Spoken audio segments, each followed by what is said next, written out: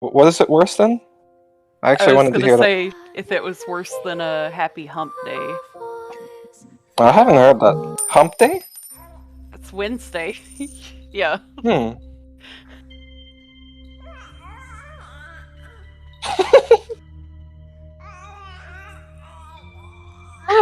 GB, but why?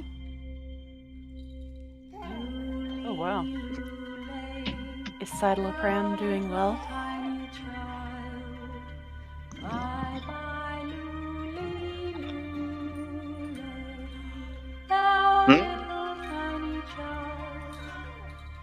Is Silveride one of your friends? Stop it. Stop talking. No more. I'm quitting the game. Force quit. Fairy, house, quit. It is okay. Let's depend on our friends. I'm ordering you to stop. Letting his rage take over, Jacopo slammed the rocking chair to his side. A loud crash echoed through the room, and the now huffing and puffing Jacopo's face was as pale as a ghost.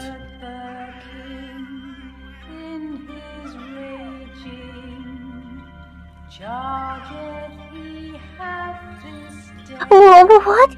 What was that just now? Something. It's the name of a medicine to treat depression. Depression? What?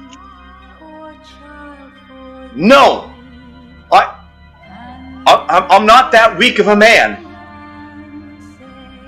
The only one here like that, it's not me, but Dark Dork over here. He's the one who would be depressed. He's the bottom-feeding game maker with no fame and no money. He fits the bill perfectly. Hey, Fairy, listen, you're saying that to the wrong person. I'm not like that at all. I've never been to a psychiatrist. Huh. Jacopo. No. I am not a bottom feeder. I am not like you. I'm higher up. Calm down, man. No one's trying to call you out at anything. I'm in a company. I'm employed. You got that? An NVC corporation. A listed company, you hear?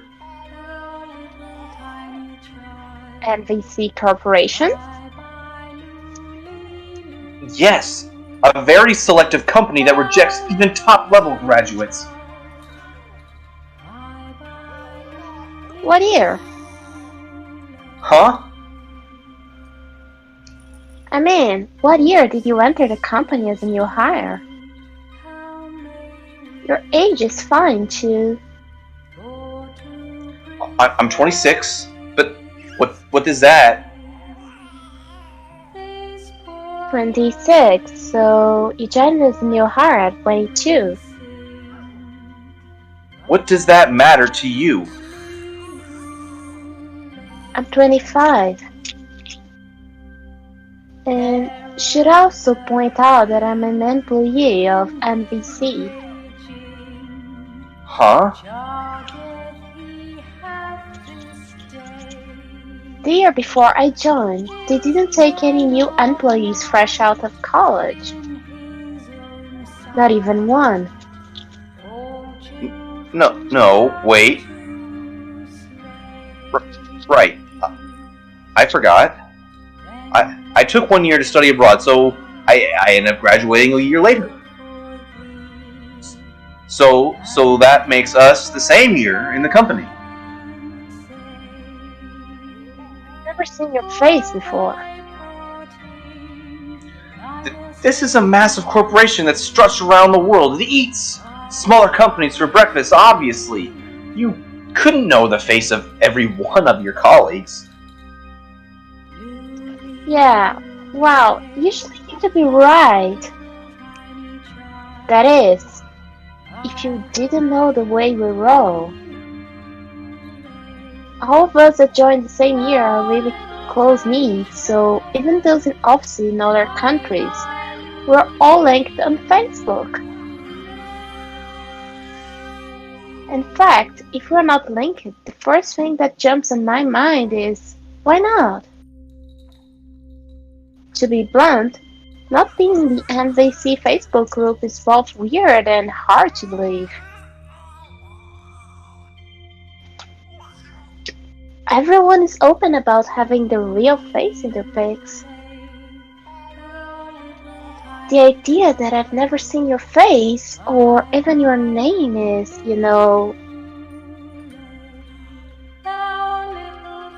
But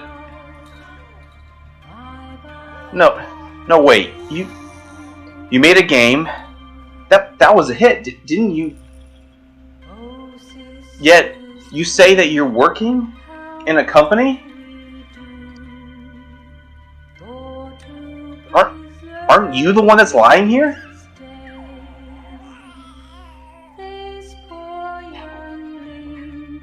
Oh, you mean Farmy Farm?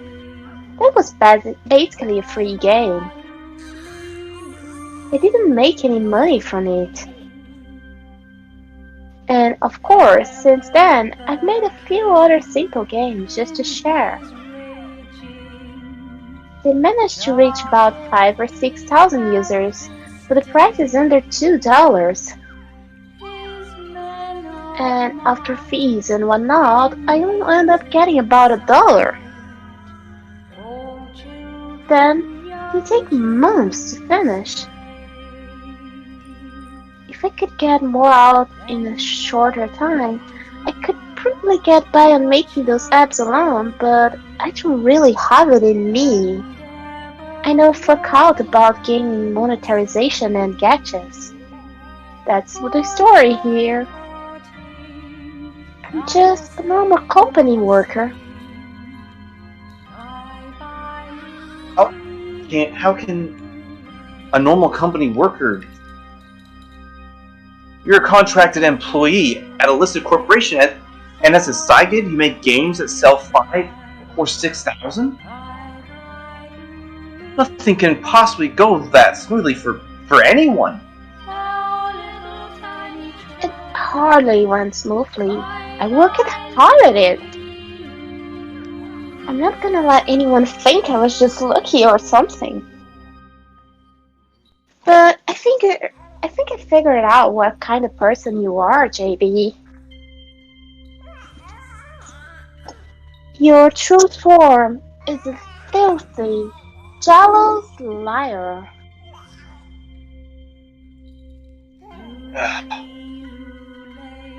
You look down in scorn on others, trying to keep your fake persona in equilibrium. That's why we're always trolling Dark Knight on Royal Me Heaven. You're someone who does nothing, trying to bring down others for doing something. Isn't that true, JB? No. Now that I really think about it, on the forums, you are always the quickest to reply. Should be ready at the keyboard. There's no way you could be an office working living on society's schedule, is there?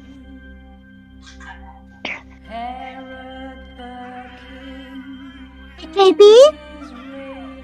It's not really a bad thing, okay? Maybe you try to push Dark Knight a little much here and there. But, oh, you did was think about your life a little. It's kind of similar to the way I did. Something happened, enough to make you mentally unwell, right? It's not your fault then. What's wrong with trying to get well with medicine? Everyone has times that they're unstable in life. You were a little hard on him. Don't make that face. Maria, It's not necessary to be so combative with your words like that. Oh, come on. It pisses me off. I had lots of your games that you made visit to high heaven by him, right? In reality, all that JB here was doing was spilling his own insecurities all over them. Me, I thought it was in reality. With such a poor guy as him being the target of my troll, I know I'm gonna look like the bad guy. But still, it doesn't override all the times that he lied and looked down on other people for no reason. You should have gotten mad at him. I think, for now, you at least owe Dark Knight an apology. It's payback for all the times you teased him and tried to insult his social standing. It's fine. I don't really care about that. I don't desire any kind of apology. Really?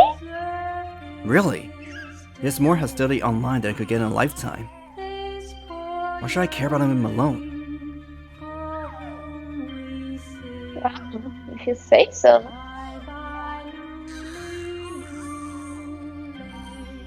But why? The usual JB is not bald and full of confidence. He doesn't at all seem like the person who would say something about wanting to die. That's how it seemed in the forum, too. Any way you want with words. That went for you as well, right? Huh? So, that's what it came down here. This guy? Enough. Stop. Already. Cut me a break, please. Getting called out by someone is the worst thing for me. But it's like you say. I'm in no position to be criticizing Dark Knight. It's me. I'm the shut-in, the neat. I'm 26 years old and haven't found a single job yet. Everyone around me is moving forward, getting married. I've accomplished nothing. Since I failed to get a job after my first search, I've been stuck. I haven't been able to turn it around.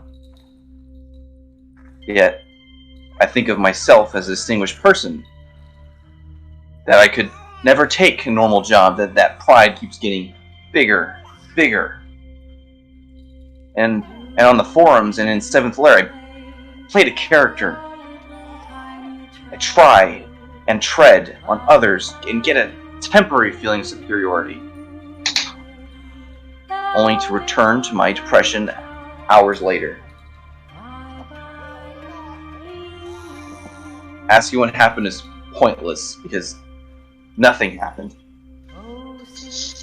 And that was the problem. There's not even an identifiable reason why I just want to, because there's nothing but emptiness in my life.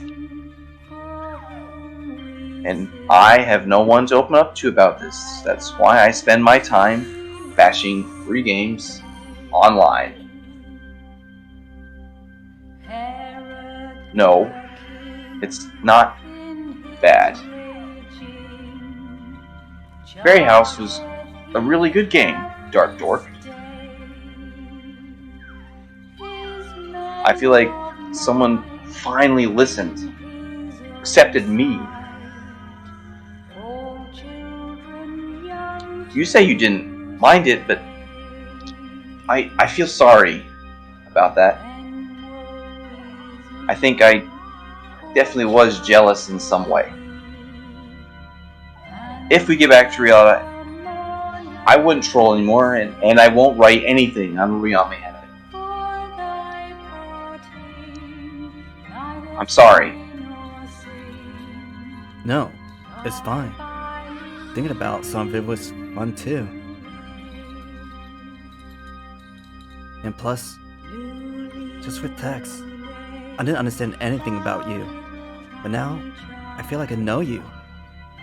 Maybe our interactions can be a little different now.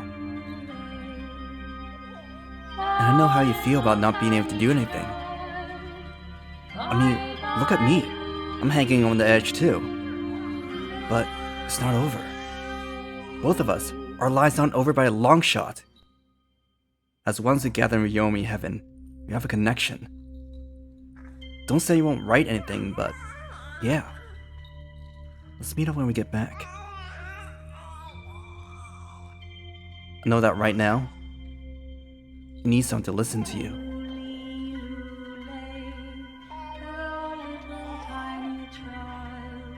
Okay, let me join too. We should all be friends. We were just saying we should all meet up sometime anyway. But are you too sure about that? Are you sure about that? I can be a hassle to be around. If I'm left to talk normally, all I can be is negative. That's fine, really. We're all a pretty negative thinker too. Oh, okay. Wow, I didn't think you'd all be able to process that so easily. I wasn't anticipating that. Well, maybe it's because we're all similar in a way. Well then, now we have to make the negative faction. I don't know about that name though.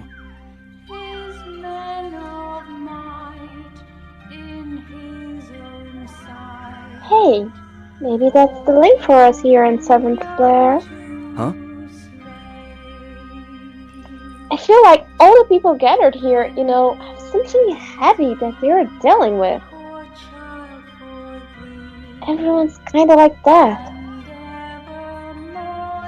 Like this girl here and this guy, and yeah, I didn't actually meet him, but the Dutch decapitator was here too.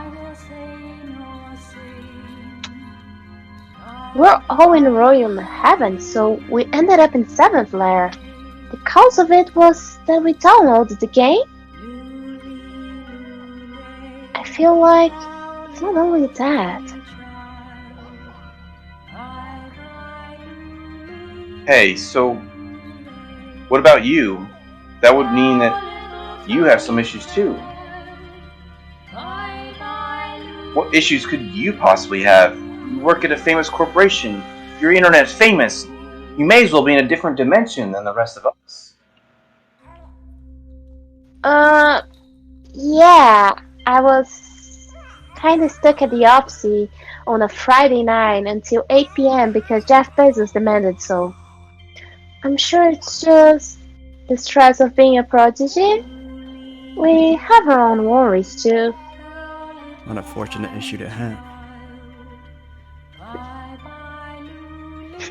Yeah, And hey, I was thinking about the name Seventh Lair. The seventh of what? Lair? Is that supposed to be like an area? Like in a game? Somehow, I don't think it's exactly that. So, I had the idea that maybe Seventh Lair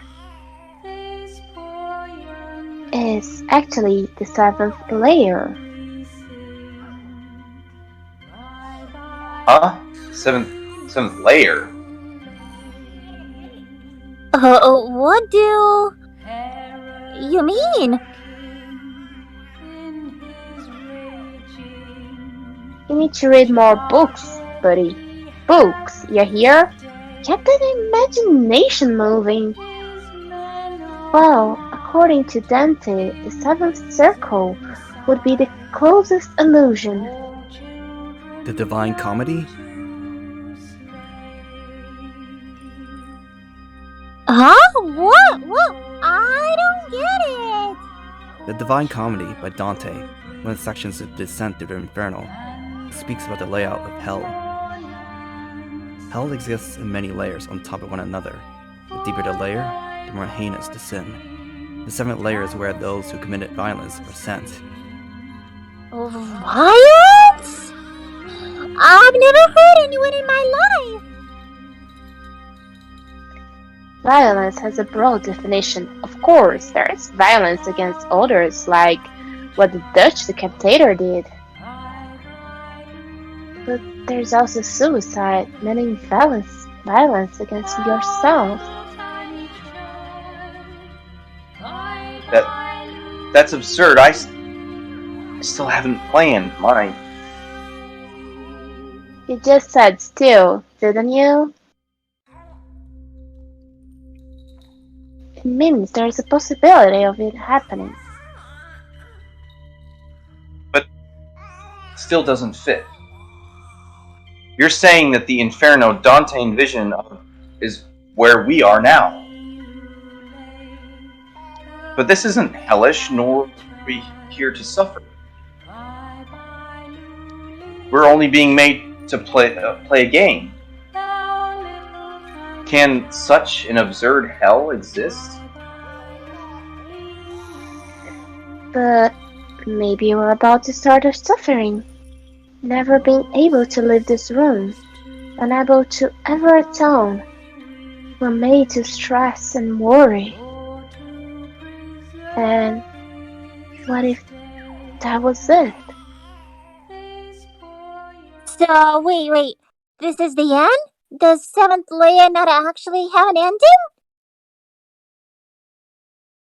I finally made some friends, too! I was planning on trying so much harder in real life, too! Is there nothing we can do about it? That's merely a guess. This is not over. Maria, you're the one who said that we need to meet with the creator directly. That there's something on the second playthrough. We have to find a true creator and ask what this place is. There is some common link between us. The one who's pulling the strings. Well, then you gotta thank Dark Knight. The one who's got the most knowledgeable about Fairy House is you.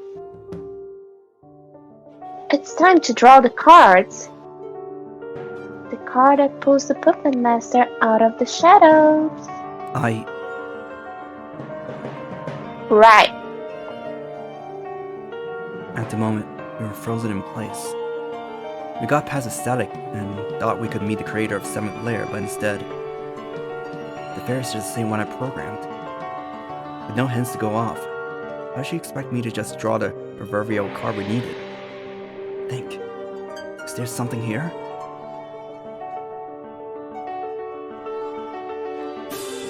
Oh. No, it's nothing big, or at least it probably isn't. Looking at the fireplace more closely, it's sleeping. The fireplace is moving? The fire itself is just repeating the same motions. So that means it's not an actual fire, but just a visual where the fire would be. The town in Seventh Lair was the same. The crackling sound of flames was just a loop of the same sound effect. Yeah, so what about it? I mean, isn't it a little weird? Everything's been weird since the start. What's weird about fake fire at this point? Right. Except, for them to use the sound effects and visuals, it means they're trying to reproduce Fairy House exactly according to the game. And yet there's no theme song. Oh, right! I didn't notice! After the brush came out of the Fairy, there was a theme song added to it.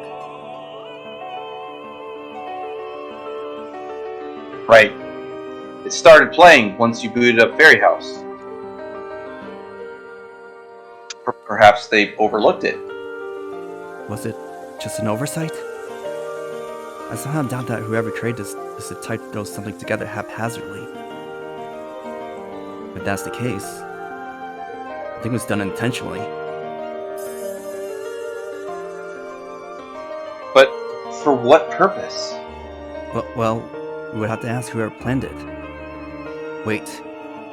Ask whoever planned it. Right! This could very well be it. Our way to communicate with the mastermind. What do you mean by that? If something was left out intentionally, the players get curious, want to ask whoever made it. But the ones who go that far are only the most hardcore fans. Usually people just write off as a bug or an oversight. If real players who would go so far as to concern themselves with the creator, maybe you're supposed to be the ones who sang it? Then the creator probably wants to hear from people like us. At least, that's what I think their aim is. I can sing it! I definitely remember all the lyrics! I played it nearly every day. So I suppose I could remember them as well. You played it that much? Huh.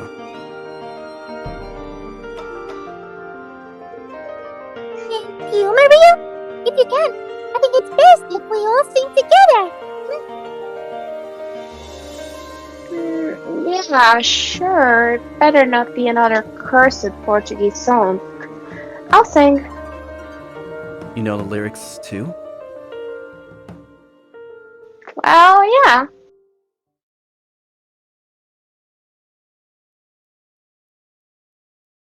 Okay, can we start? Let's all start on 4.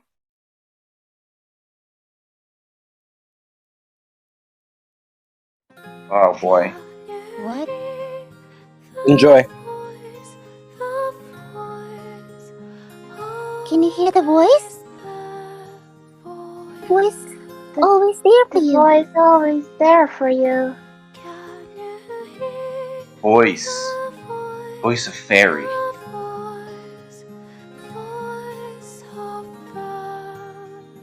Someday you shall be away. But her voice will never fade away. His memories have not gone away. Someday, when it comes to be oppressive days for you. Remember days I was with you, the days of warmth and peace. I shall send you the voice of fairy.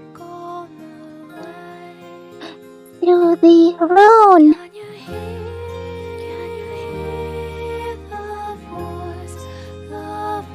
Brown? Huh? Isn't that the wrong name here? It's Zone, right?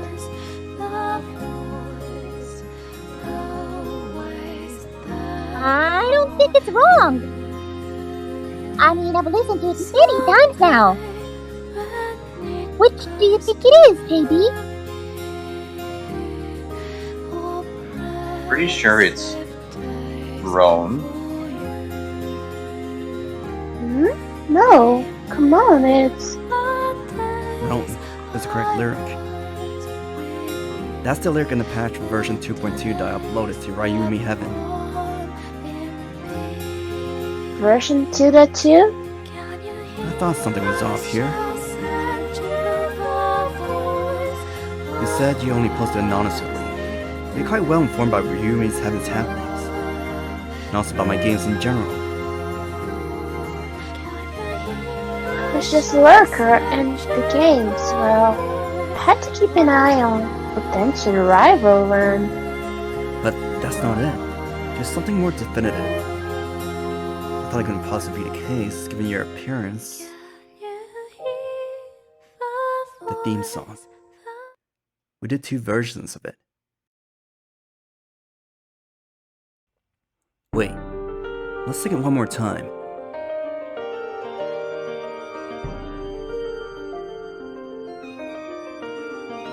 Why? That one wasn't bad at all. Why? That one wasn't bad at all. I wanted to change the lyrics. Just the end part. Not the Sown River, but the Rhone River. Huh? But we visited the Sown. I just think we have such nice memories at that place. I kind of wanted to have it be our secret. But you only. Let the fairy song resonate within the Sown River. Okay. Let's do another recording. Okay. But I want to keep this one anyway. You said you wanted to be our secret, but there's another, and I want you for them to know the true version of the song. He's the only person I can actually call a friend. He's important. So, I want him to hear it too. I'm thinking we're mixed up on who's who, but okay. Okay, I understand.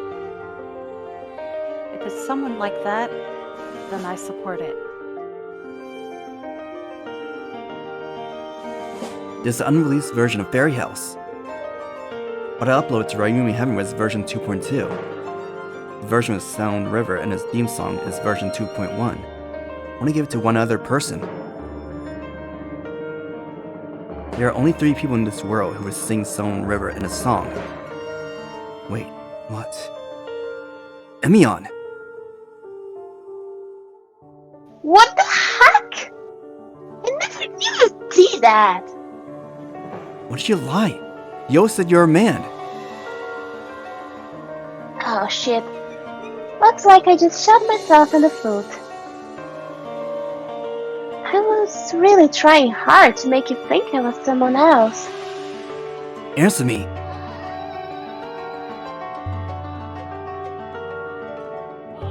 The man! The one who always wrote on the forums!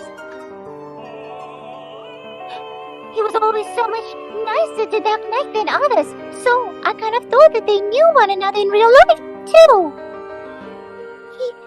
He was a she? Pretending to be a guy? Yeah, I pulled the reverse internet card. That doesn't really matter right now. What's important now is it... Like hell it doesn't. You're lying to me for 5 whole years. Not only that, you're actually a content creator? One who had more hits than me to boot. Even though you always said you weren't. Whatever. It's time to bring it. You're supposed to be getting the true mastermind to show himself. Well, if I don't now, then when? So, were you always looking down on me? You reveled at how I never got any hits, didn't you? I thought you were my friend. You deceived me. So answer me, Imeon.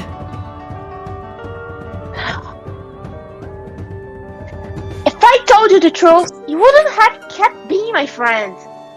What? No, No, you definitely wouldn't have. That's the kind of guy you are. If you knew I was a woman, you would have stopped talking to me. And if you knew I made Farmy Farm, you would have seen me as an opponent from the point on, complete with your selfish, oh, poor me, inferiority complex. And you would have pushed me away. I mean, even now, the first thing that came out of your mouth was accusing me of reveling in your download count. Without even so much as a glimpse at the relationship we established. The first thing you put forward is your own damn insecurities. but still, a friendship built on false premises. What false premise? What? As far as I know, I've never liked you. But you have. I mean, you're not a man. I never asked to be born in this body. What? Wait. What is it? It's transgender. Yeah, that's what they like to call it. But if you had just told me, then Why didn't you just open up to me? The reason is simple. Because I wanted to stay your friend. In the end, these opinions will always be stuck on me like glue. Even if I told you what kind of person I really was, you might have just said okay. But you can never consider someone a man who has the body of a woman. You can never shake the incongruity. But if that's the case, then right with modern medicine, isn't there a way to do it? It's not exactly as though you were hurting for money. Ah, what a thing to just let roll off your tongue. You think it's like fiction and you can just flip your gender whenever you want? As far as money goes, it takes more than you imagine. And beyond that, the physical burden on the body is huge. And despite your now shortened lifespan, what you get is a far cry from your ideal. Your average person tends to think that way. Nothing to worry about with today's technology. As long as you have the money, you can fix any of your problems you have. But it's not like that. You can't totally reverse your gender. You can get something vaguely similar and make your life a teeny bit less painful. And not to mention, you think you can just change it after being well into your 20s? It would flip your relationships upside down, and you might even lose your job. And that's not the only risk. It's very likely your family or relatives would hate you for it. Everyone says on the surface that discrimination is bad, but society pushes away whoever they suspect is a ticking time bomb. And even my parents, they cried and pleaded with me to stop. And when they made me go to a shrink, they all said the same thing. Can't you just give it up?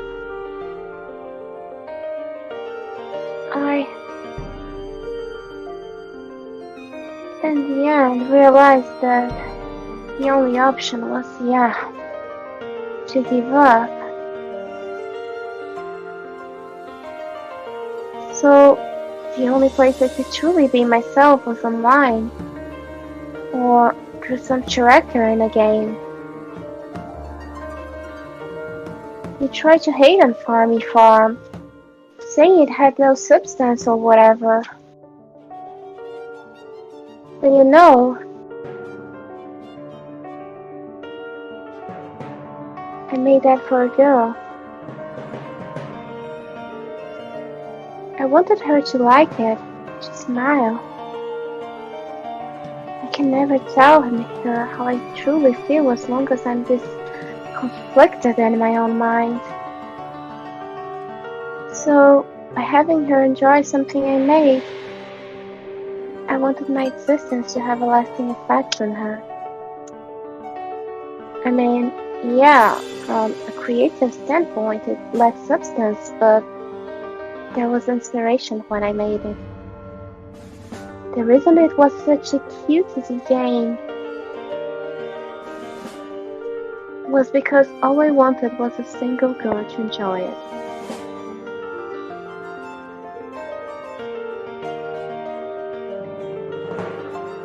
You think I could let them write that? They wrote it for my girl crush. With this body. And you know what? I agreed to do the one thing as long as I didn't have to show my face. But they went ahead and did it anyway. They insisted, this is what feels better. And it wasn't like I was being a big shot or anything, so my objections were useless. So I'm sure you can figure it out by now, but my outlook on the future isn't great. It's a slight stretch, but I guess that would be my reason for wanting to die. So I guess we're all pretty similar after all.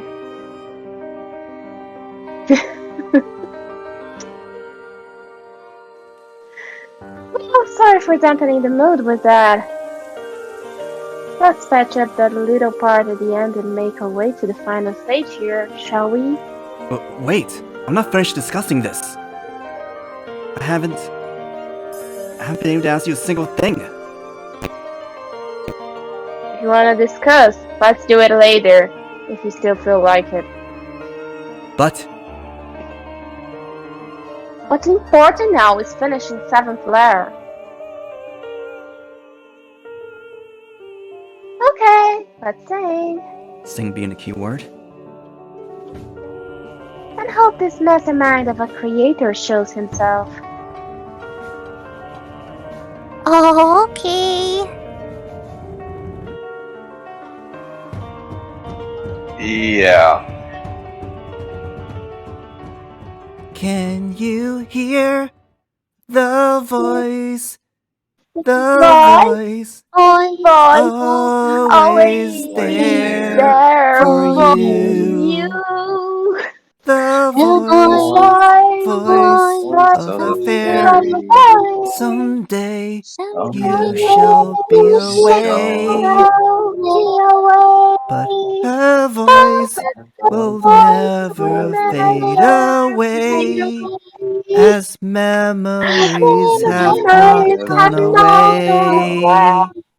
Someday, when it comes to the oppressive days for you, remember days I was with you, the days of warmth and peace. I shall sing you the voice of a fairy through the world may, and it shall reach you true. See, that's what happens when you sing. Jesus Christ. Natalie? Whose voice am I gonna be doing? Like, or do I make it up, or... Let's go with your feeling.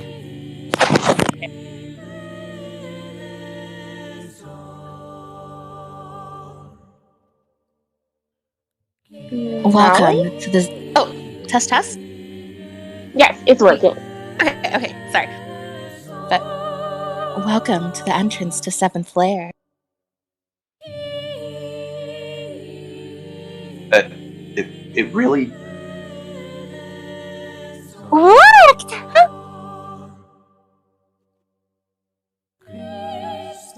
Your dedicated search for the Creator is worthy of praise. And your rise to action and yearning for the truth will be a driving force for you all. Are you? A fairy?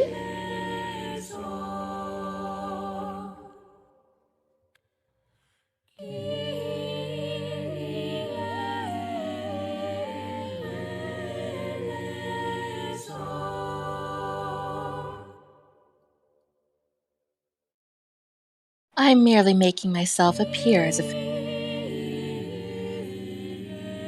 I was forced to do this in order to stay incongruent with this world.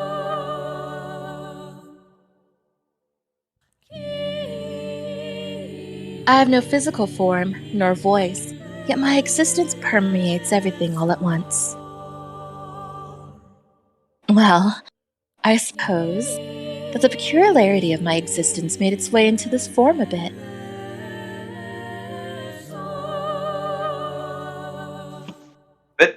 But your arm... What's wrong with it? Who or What are you? Who am I? Ask futile. Such an inquiry onto my existence would have far too broad of a meaning to be communicated. But you're the one who did this, aren't you? You made this crazy Seventh Lair game! And locked all of us inside of it! How odd. I did not intend to lock anyone in. You being before me now means the next door is about. And the place it takes you will depend on your own volition. Be it your own world, or to the Seventh Lair, the forest of the suicidal. Forest of the Suicidal?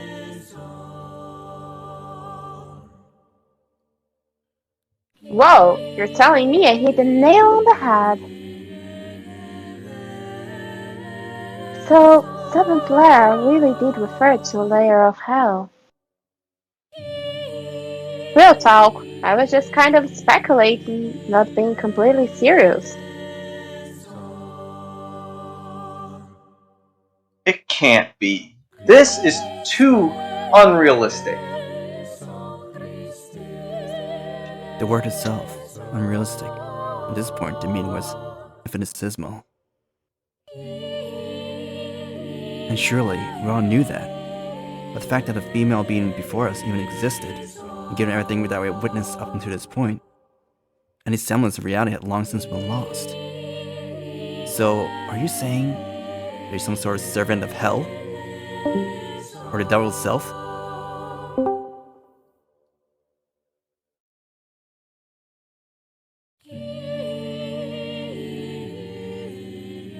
No, Michelle. I'm a retainer of God. Hell is not solely the lair of the devil, mind you.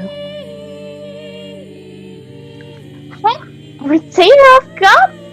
Well, good freaking job. Dragging some lowly humans into this absurd game. A little bored, huh? As I had already attempted to make clear, I cannot be defeated. I am an uncountable existence, and I am not some forms to time. And my existence, the me that which purports to be before you, is that alone. The actual me does not exist anywhere, yet everywhere all at once. This world is not one of individuals, but only things that have an infinite grasp and perception of what is. I don't understand any of it! And now you're talking about gods and stuff! I just can't believe any of it! How deplorably.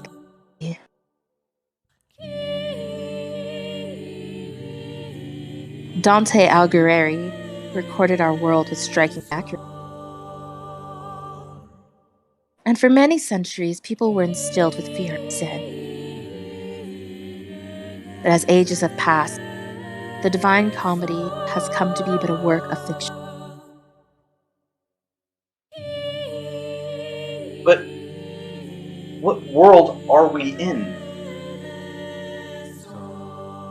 Because it can't be hell, because that makes no sense. How was this all made? You are too empty.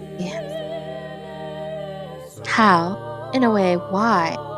All these questions will bring you no discernible meaning.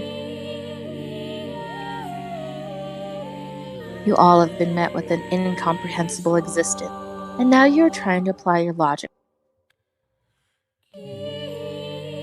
But that will only bring you meaning that pertains to your own world and values. So, you're a retainer of God and can do anything, is what you mean? If this was a mystery, people would be throwing tomatoes. Yet, there is something that we hold as important. Not such an empty inquiry such as how this world was made, but rather why made. So is there a reason? Not just for his sick pleasure? Pleasure? How foolish. Why would you assume this? What else are you supposed to think? Seventh Lair is just a game world. And the one who created this world is you, is it not, Michelle? No, There's a universal law in our world. Creation in its purest form can only be done by the Father God. I am not God, but a retainer. I am not capable of creating a world from zero, which is why I merely your view of the world. Yet the place that those contemplating suicide is not always a game world such as Michelle, since you had thought of this world at one point, this is the form it took. I cannot discern whether this game world that has been created is something you would expect of a game. It merely expanded from a concept. This place, it could be considered an illusion. In your real world, all of you are conscious for new civilization's machines. So, when we downloaded the game from the Rayama Heaven, Your spirits, or souls rather, were called to this world. You said before, the forest of the suicide. No way, could we already be dead?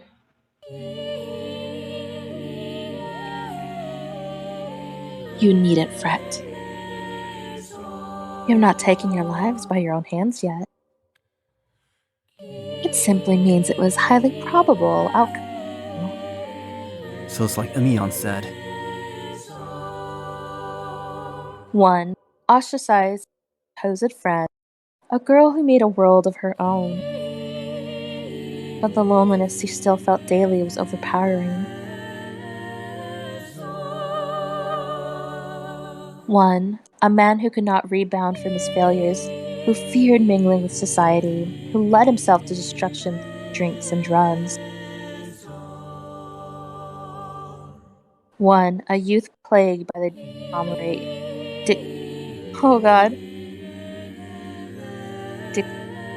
dichotomy. I'm so sorry. Dichotomy. Okay. Dichotomy. Okay. Plagued by the dichotomy of the mind and body, unable to find a compromise between the self and society, living days in pain. The painful emotions that you bear.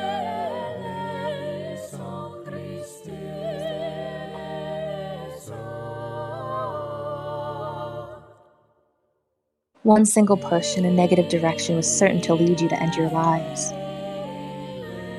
I'm a retainer of God, and also the attendant of the forest of the suicidal. I understand the inner turmoil of you better than you can imagine. And through divine guidance, those souls have been brought together in an electronic platform. Like moths to a light, but what awaited was not light. I too was drawn to this place. As I watched over your emotions and behavior.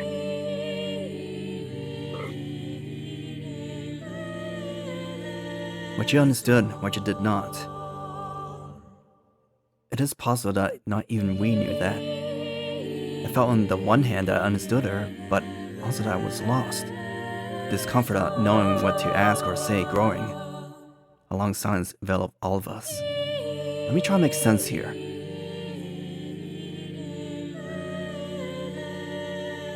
By all means, Michelle. So you're not a person but an existence in the realm of God. and also an attendant at the force of the suicidal. You don't have the power to create this world, so it's an illusion created based on my ideas for a game. And all of us gathered here were those who contemplate suicide. That is correct. How good that you understood so quickly. But hang on. There's one thing that isn't clicking here. Why am I here? And I've contemplated suicide in my life. I wanted nothing more than to return this whole time. I have a reason that I must return. I can't have her worry about me. Since I have Giselle, I have no reason to want to end my life. Did you need my vision for a game? Is that why you called me here? I said moments ago that your interpretation was correct. While my words may lack certain specific, you have one crucial misunderstanding left within you. What do you mean? Can you stop speaking so vaguely?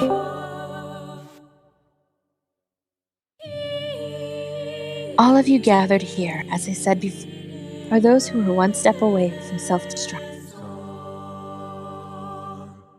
Meaning, if something did not spur you along, you would not have committed suicide. Allow me to tell the reason I prepared this. It is not important how it was made. However, for what purpose is more important than anything? Then, for what purpose was it made? What purpose did you send us to an illusory world? It was to save you. Save us?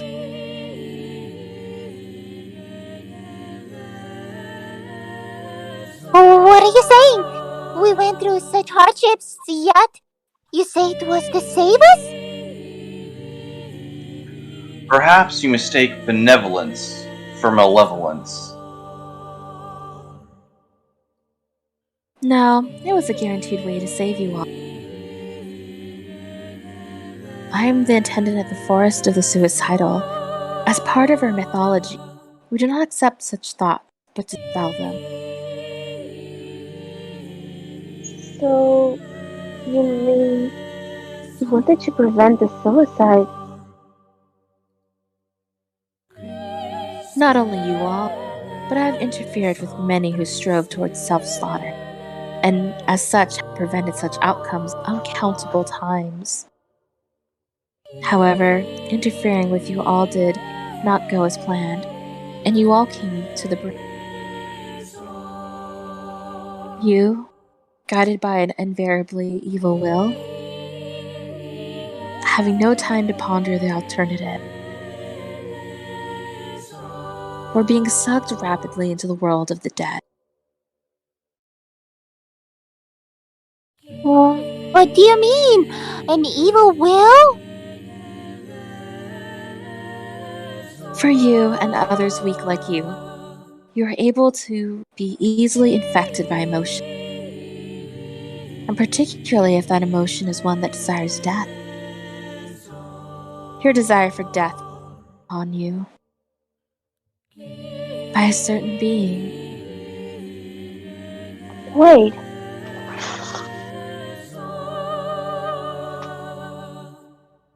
Which is the reason I created Seventh Lair and interfered in your electronic world. As for the electronic data that was originally to be published on the first day of April, I replaced it with Seventh Lair. Your lives were all temporarily saved. I told you wait! You make it sound like... It means that you were all about to be killed by Michelle.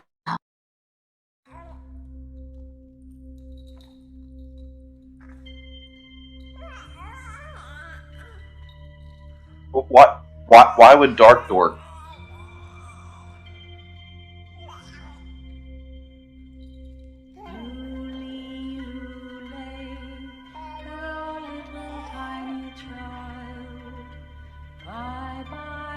Yes. That can't be true! Michelle, by some interpretations, made a masterpiece. By channeling his own malice and desperation into data. Those with the desire for death would have taken their own lives with the final push from his creation. That was the anticipated future for all of you. Wait, what do you mean? Why would I ever bring myself to do something like that? Don't just make up things as you go. I would never do something like that. Yes, as you are now, I believe you certainly would not. You're not evil at heart. If anything, you're much closer to a good Samaritan in nature. However, no matter how benevolent you may be, an overwhelming cause could lead you to fall. A cause? I can't think of anything like that. What cause could there have possibly been? The cause was... Wait! Mitchell, don't listen to her! Oh, damn! It's starting to come together now! Say no more, Fairy! You already saved us, so let's leave it at that! Just take us back to reality already! Hey, Imeon? It's fine. You don't need to hear any more of this. Let us get out of Seventh Lair together. No one is going to the forest of the suicidal. I cannot allow that. You who have attempted, or rather I should say, you who desire suicide, you three may return home. But for the one who has already committed the act, you have no other choice to enter the lair. Ready?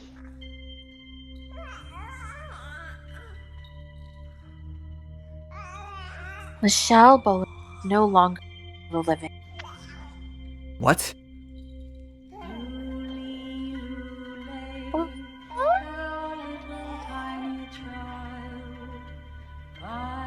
Yes, along with the game data infused with your death. You initiated the suicide of others.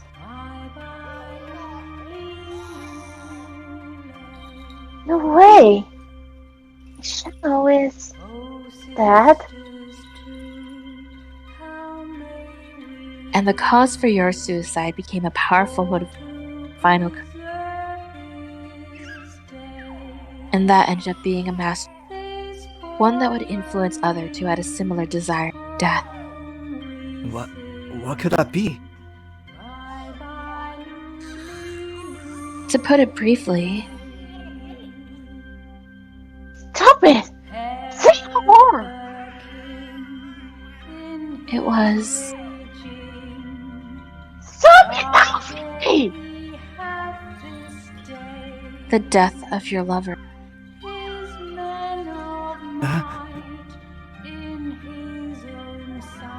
I had taken that memory from you temporarily.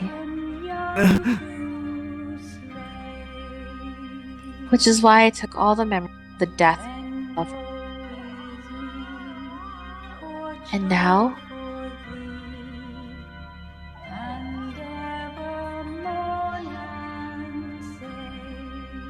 I will return them.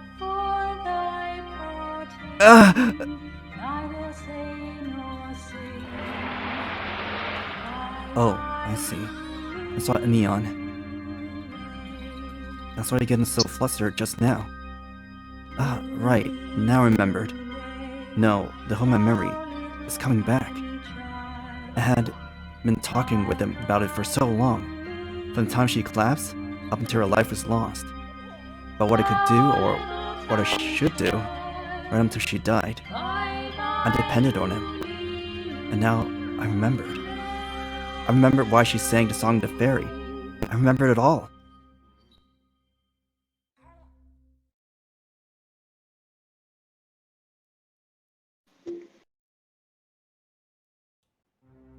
After we officially became a couple, my lifestyle changed a bit. I didn't plan to quit making games, and I felt like I was ready to make a good one. I was also thinking about getting a real job. My intentions were good, but a 27-year-old with no reputable working experience couldn't just walk into any job in this world. So, after some thought, I started working on a non-contracted job. What I chose was editing. It was probably because I felt a need to be a part of a creative process. I slacked when it came to updating Ryumi Heaven. Imeon teased me for being busy in a sack. That may have been true to some extent. But the biggest reason was that I was quite busy with work. And that clean I wanted to make was a big one. I had trouble bringing my ideas into focus, but I wanted to make something Giselle would like. Going a step further, I wanted to base the game around her image. A illusory world that fit her captivating jade eyes. Would it even be okay to make a game for her alone?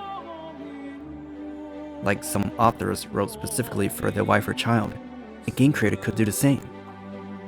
That intention could be the very thing I needed as a motivational force. What I thought of before was appearance or how the user would feel, but now I would think only of Giselle. It may take some time, but I felt like in 2013 I could make something good. That Christmas, I spent with a lover for the first time in life. Despite always having been bagging those stupid couples and their stupid relationships, being in that position now, I enjoyed it to the fullest and realized just how petty it was. To suit the season, I knew we reserved a fancy restaurant and maybe a lavish hotel afterwards, but we decided to stay local, only eating at a slightly better place than usual, then relax with a movie we rented at home. I liked the movie The Umbrellas of Cherbourg, and she said she wanted to watch it with me. I didn't feel it was good to watch as a couple, so we went with the young girls of Rochefort. This was a great movie. The scores from Michel Legrand. She enjoyed watching it the whole way through, and that made me happy. I was sure days like this would continue into next year. All couples in love undoubtedly thought the same. You have to be truly twisted to think of anything else during a special day like this. It wasn't until a month later. I think most were still in the New Year's spirit. With a voice drenched in confusion, fear, and shock, she told me over the phone. They said that I have cancer. What? All that I could utter were perplexed grunts.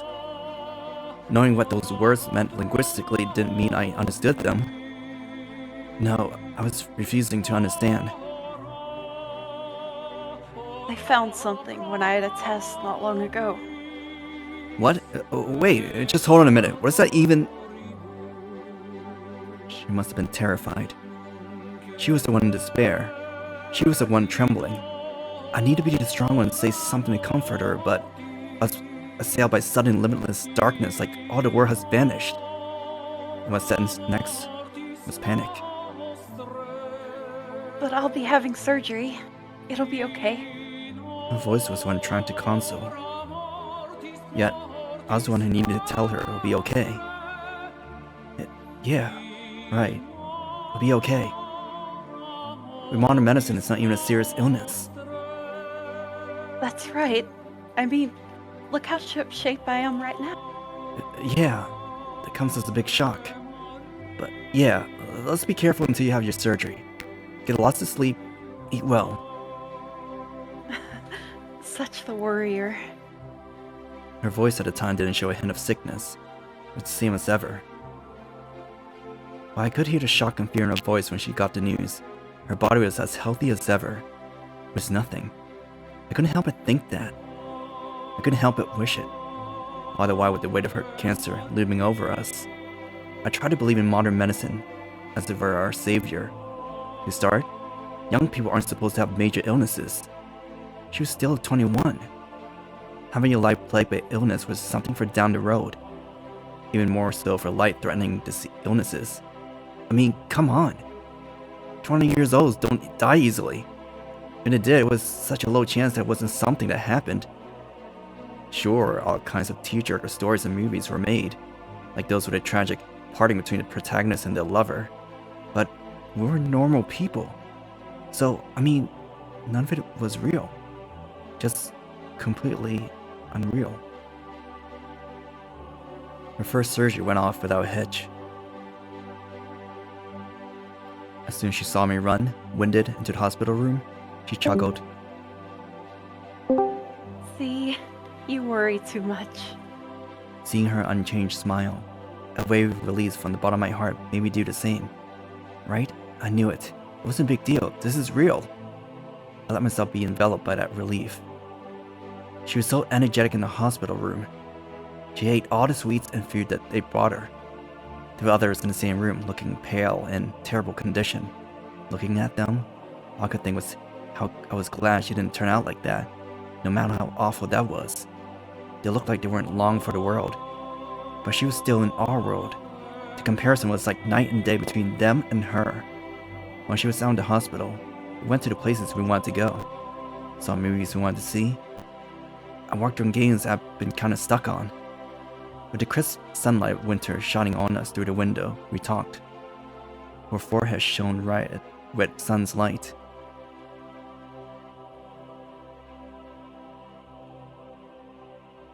Apparently it has spread. Huh? Things have been going so smoothly and she hadn't been out long. She brought it up with a painful grin like it wasn't a big deal. Seems like it's spreading faster because I'm young. But it's to be okay, right? If it was going to be okay. That was surely what she wanted to know the most. Yet there I was, helplessly asking the questions she wanted answers to. How pathetic of me. That was the one thing I shouldn't have done. Of course it'll be okay. I'll be out of the hospital temporarily, and I'll have to have surgery again, so things will get busy. But as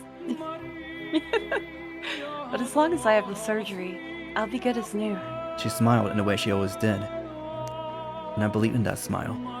I had to, but I was as nervous as could be. I think it was my first time praying to a god. On the way home, on the train, constantly I feel like some unknown assailant had my heart in his grip. It was a terrible, waking nightmare.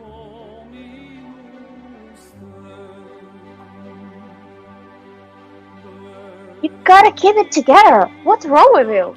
Oh, yeah, I know that. But I just don't know what to do or how to even approach this. I just know I'll start thinking bad thoughts. She'll be okay, though, right? I mean, she's so young. This is like some cruel joke. Keep it together, man. I look at around online, and there's lots of people who manage to get it through it. But searching online, I kept seeing that it spreads faster if you're young. Stop thinking negative, you big doofus! Whatever the illness is, what's important is how you feel. Giselle smiles to make you feel better and stuff. But what she really wants is for you to say everything's gonna be okay. If you're not her support, then what the hell is she supposed to do? That's something only you can do. I just worry if I can actually get sick with worry when I see her face. I need to be one to put her at ease. I understand that's so hard, it hurts. But I'm self-centered in the end. If she were to disappear, I'm not sure I could go on. Keep it together. I need to be the one to hold it together. I repeated that to myself each time I went to see her in the hospital. But that resolve always seemed to crumble and fade the moment I saw her face. She was like a drying plant. It had no water to give. If I did, I had was rotten, murky water. My performance was terrible. It must have been so easy to see I was putting on a show. 1 month passed, and that turned into 2. I tried to deny as long as I could, but Giselle was getting thinner, her cheeks in the stark winter sunlight. I just didn't see the same life that they had before. As the surgeries continued, we kept saying to each other that it was fine. It was nothing. The next surgery is the last. She'll be out of the hospital in a jiffy. All in direct contrast to the sickly tone her face was taking. And then, the announcement finally came.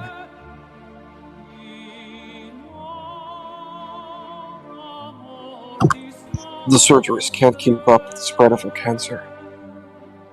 It was like tumbling down a steep hill. Neither of us had any idea that it would take a turn this fast. We had no chance to even process what was happening. The feelings of despair came like pounding rain relentlessly. We had no idea how to resist it. Well, there was no possible way to resist it anyway. What do you think about a song? Our conversation drifted to silence, which continued for some time. But she broke with that question. A song? A theme song for Fairy House. If we have one, you can add it in with the next update. I felt like it was the first time in a while we had talked about games at all. Since she had fallen ill, I hadn't done anything to bring Yumi heaven. I didn't even look at the forums. It felt odd yet melancholic to hear her even mention Fairy House. Why a song though? Giselle had been clutching my hand the whole time. Her grip felt weak, as if all the life had drained from her fingertips. Those bony fingers grazed my hand, searching for a sense of security. I would burst into tears if I wasn't careful. I want to leave something behind. But I don't have the talent or skills to actually make anything. So I thought that singing would be a good thing to do. I can't sing like a professional, but if it's okay with you, I want it to be a part of your game. Can I? That's as though she was. Stop talking like you won't be here. You can do it any time. After you get out of the hospital and get better. Then you can sing, so it's not like you'd have to do it now. But if we don't do it now, we may never have another chance. But that's... No! I squeezed her hand. Her shockingly frail hand was as light as a feather. In a raspy voice I pleaded, "Please, don't say that." I didn't want to hear that the end was near from her. Everything was going to be fine. Even with how fast it spread, medicine can help. My wishes were borderline delusional. Her voice in that moment was frailer than I thought possible from her lips.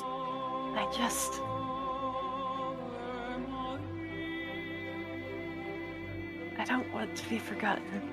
Like a levee had broken, she burst into sobs.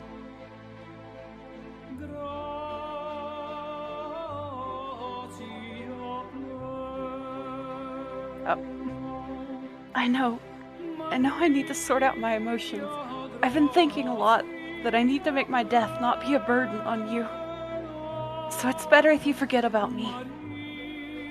I know that already, but it's so painful to think my existence will fade from within you. It's so much harder than the physical pain and anguish I feel. She took as deep of a breath as she could after her outburst. I think it was the first time she'd gotten so emotional with me. She had always been so considerate. She was the one who was sick, but she was always the one to smile and reassure me everything was fine.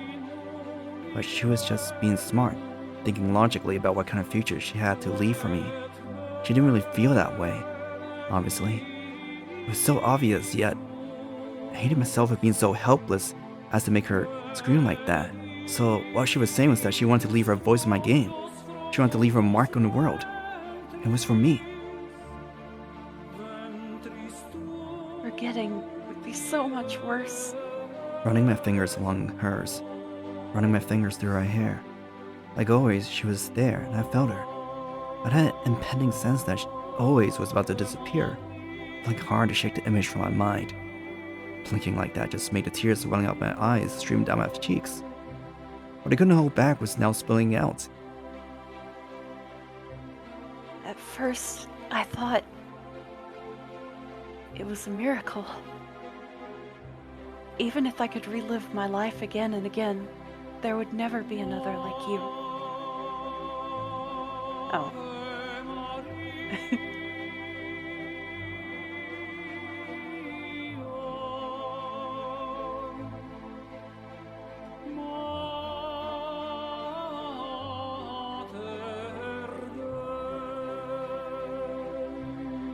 There will be others who like your games for what they are. No, Giselle, that's not what I meant. I started wishing that it would be you. It would be you who accepted all of me. It had to be you. That was just how it was. Your words, every one of them, they were what saved me, both as a creator and as a man. Although, I don't think you exactly knew you were saving me. I lived 27 years, never recognized by anyone. Felt like every corner I turned there was someone telling me I was worthless. But that person who gave worth and meaning to my life, the person who expressed love for me, the person before I realized was my everything. I could never forget her. Even attempting to forget would have been impossible. It wasn't some temporary impulse either. I'm pretty sure it was a sense of certainty that only someone who had been a creator for so long could feel. To create something, it means to be motivation, a driving force, and that had eluded me. But she finally filled that hole inside. Her existence had affected me deeply, and she was now the center of my life. Whatever may happen, it was now an impossible thing to remove. To grow and die, only love would ever be you. I said it quickly, through gasps between my breaths. She went quiet before trying to say something, but she again closed her mouth. I had a good idea what she might have said, though. She wanted to tell me I was wrong. I was sure she wanted to say it for my benefit, but I didn't want to hear that from her. I wanted her to understand I wasn't just saying this on an emotional impulse. After another long silence, she spoke again. It's like something from a storybook. She smiled somewhat jokingly. Like always, but not quite. There were tears running down her trembling cheeks. We embraced to try to console our mutual despair. When our tears finally stopped, the sun was already low in the sky, watching the fading sunlight out the window. I spoke again. What kind of song do you want to sing? I couldn't think of denying her request. Let's see. I think a gentle song would be nice. As if she were perfectly calm, she answered in a voice I knew all too well. A gentle song. That vague way of putting it actually suited her. The lyrics? Can I think of them for a bit? I nodded. It was the least I could do. The next day, I was supposed to record her singing. We couldn't sing in the hospital room, of course, so we used the grassy area outside to do it. She sat under the shade of a tree. I held the best voice recorder we could manage to get. I waited for her to begin. Can you hear the voice, always there for you? Can you hear the voice of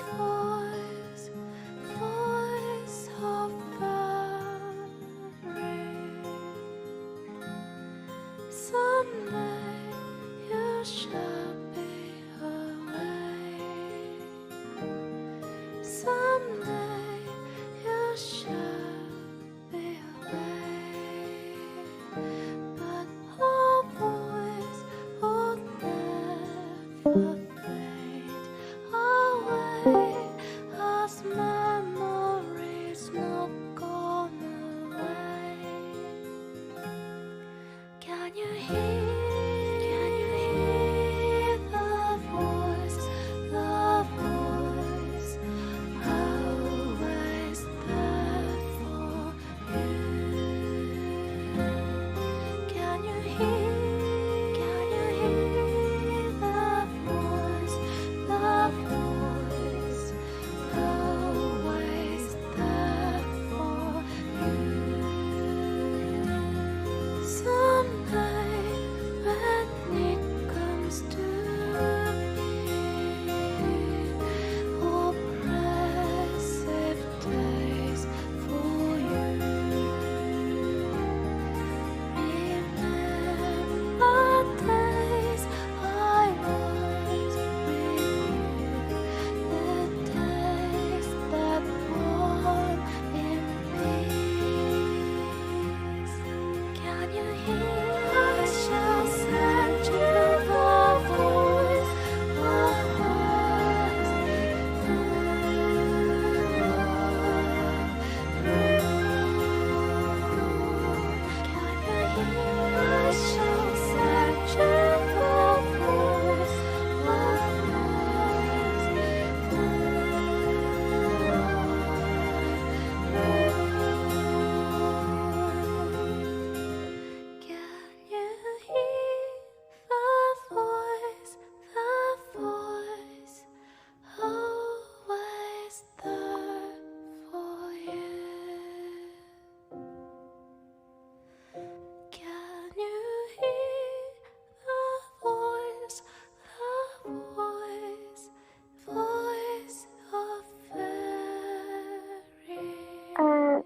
with my antenna?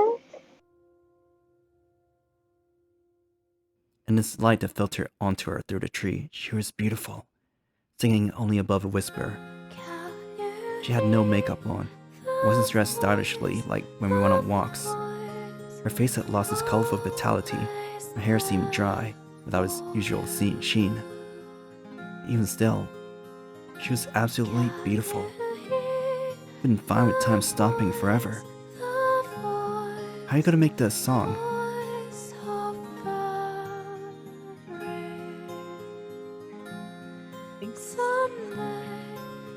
How are you going to make the song? I don't know anyone who can make music, so I'll do it myself.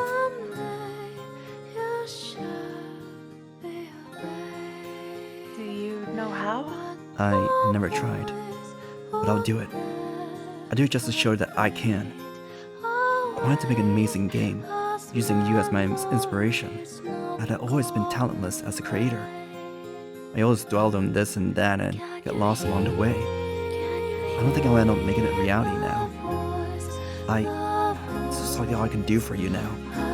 I didn't say that to her though. I worked on the song constantly, almost without any sleep. I had never made even a single song before. I didn't know how to use their software. I couldn't read music. Even in music class, my grades were the worst. Music isn't a world someone can delve into without any knowledge. Despite all that, I was compelled to. I had no idea what I was doing, so I repeatedly checked each command I input. I placed a note, then played it. It would take me a whole day to make only 5 seconds of the song. While I worked, I would go visit her in Lyon as well. She started to worry about me, as the lack of sleep showed on my face. Each day, her condition seemed to worsen. I was gripped with the apprehension that I need to work faster. It went on for about 10 days. It was a simple song, just a minute long, but I had put my heart into it. I thought it sounded nice, and once it was ready, I hurried to have her listen. She was brought to tears. I think it's beautiful. Those were her words. And then, on February 14th, the updated version of Fairy House was released. It was version 2.2, the one Roan in the lyrics. I released it into the void of the internet. I wanted any of all that would listen to hear her voice. I loaded it onto a large free game site as well. Some other sites I'd overlooked until now. I wanted to get it out anywhere I could. The voice of a real fairy. And my creation. I wanted people to see it. As for responses, there were some. The song sucks. How do you play this game? Couldn't do it, it's already in the trash. This isn't worth releasing. What is this, karaoke? Ha ha ha ha. Was there even a song? POS. Not even worth it for free. Hasn't he ever heard of mixing? Did he not delete the song? Pretty shitty. Why did I get my hopes up? Why did I think that everyone would somehow magically appreciate this? Where did that lofty idea even come from? I think that some strangers would understand what she and I had shared together. I was dreaming the whole time. Everything about the game was made according to my whims. No matter how a course of events happened to make that song, nothing would get through to anyone. It fell flat. There were others, less harsh words, but what struck with me were only the negative opinions. My heart seemed to churn in pain each time I read them, because it also seemed like they were denouncing Giselle too along with me. My emotions seemed to swirl violently, without knowing why. The strings of insults seemed to hammer into my skull. In that moment, I screamed through my rage-induced tears.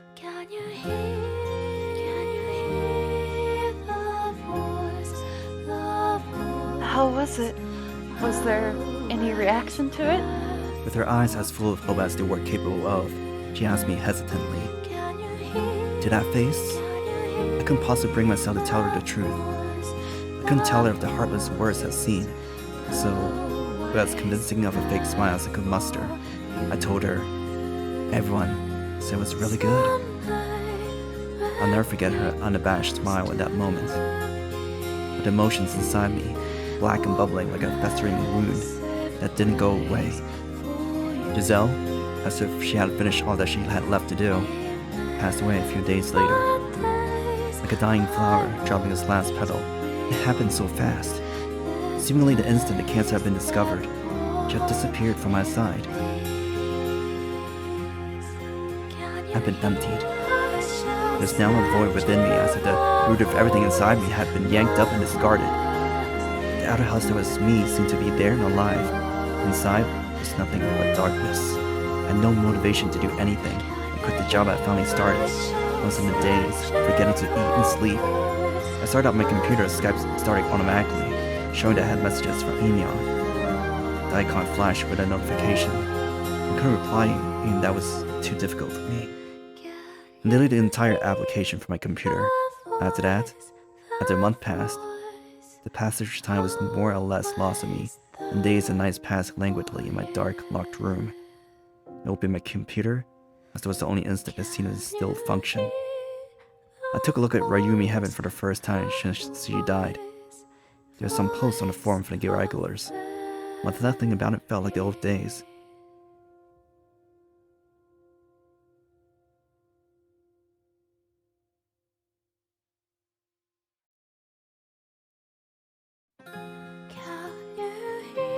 No new game yet. Hey, Dark Dork. How long are you gonna keep slacking, you quack? Hurry and give us something. One of the regulars. All I could do was give an empty chuckle. A new game? You know I had nothing left? You know I have no energy to even think? You know if I released something, you would just bash it as lame and boring? Even though your toss is right in your trash folder? You didn't order me to make a game anyway. She's gone. She was the only reason I was gonna make another game. Time to stop. Just stop. Stop everything. If I'm unable to make anything, then the being formerly known as creator is finished. I can't even find value in the act of existing anymore. Even breathing felt heavy. Knowing I would never look at it again, I motioned to close the site. Just then, I noticed one of the comments.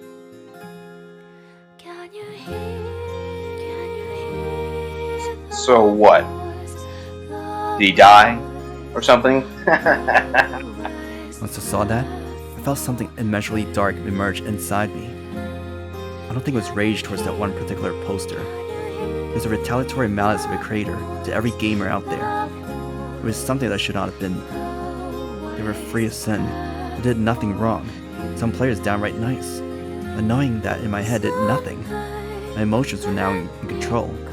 That's why I replied, my mind had been made up and it couldn't be changed. I was no longer rational. It was as if I was possessed by a demon. I'll have a new release on April Fools. Why did I get the urge to do that? Did I just want to do something sinister to them? Did I want someone to comprehend a single fraction of the loneliness and anger I was feeling? Did I want them to feel the same as I did? Did I want to crush their spirits as mine had been? I felt like all those hit the mark, yet missed completely. The only thing I knew for sure was this immense pain for one single man. It was far too heavy a burden to bear. The putrid, pus-filled swamp of malice that had been manifested inside me. It was growing. In fact, it was consuming me. It wouldn't get better unless I could expel it. Well, then, I needed to spit it out. Show it to them all. I only had one method of doing that. I was the creator. The only choice I had was to put hope and benevolence, hate and despair, all of it into one of my creations. You all laugh when you see this? You shower me with snide chuckles, insults, pity, or disgust? When my despair pierced through you in a meaningful way, I wouldn't know how it would play out. I didn't need to know. This was already beneath me. I didn't care about any backlash. All I would do was release it. That's all. I ended up finishing on time, went through with releasing it. In a way, it's supposed to be my last creation, although I know it's something worth calling a creation. It was the malice of a creator, his despair and his madness, all wrapped up into one. A suicide documentary. I did enough to make it look like a game, a desktop icon, what have you, and simulated it countless times, because I couldn't do a debug test. If myself anywhere along the way, it would be all for naught. Until April Fools came over and over. I practiced for how I was going to kill myself. My last creation. Then April Fool's came. I hadn't a single inkling that I could possibly fail. Despite being a type who had a plethora of bugs in my games, time of all times would go flawlessly. There's an odd sense of discomfort in that. I sat before the camera. I synced my computer up so I could post it immediately. I pressed my left arm firmly against the desk so it wouldn't slip. I raised the knife. With enough force to possibly cleave my wrists off. I brought it straight down. The pain was intense, so much so that I wanted to scream, so much so that I almost lost consciousness. If I did scream and on the off chance someone barged in, this would end in failure. But down my lip to keep my voice low. Even then, I groaned like a dying beast. I found myself thinking that it would be more real to have at least some screaming. I was used to making a build of a game. I could easily do it before I passed out, and my dazed brain slowly draining of blood. I lined up the video, and I compressed the file, and then I uploaded my final release to Ryomi Heaven. It was what I wanted, to unleash my spite. That was the truth.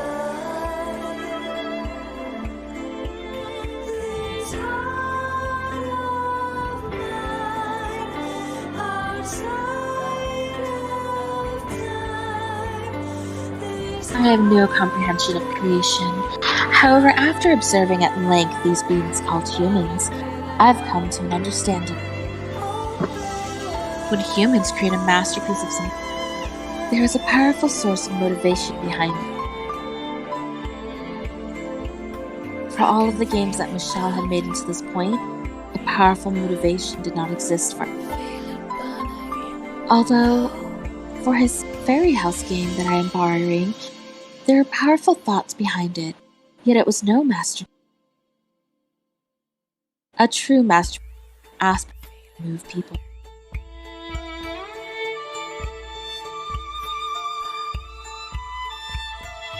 Stop it!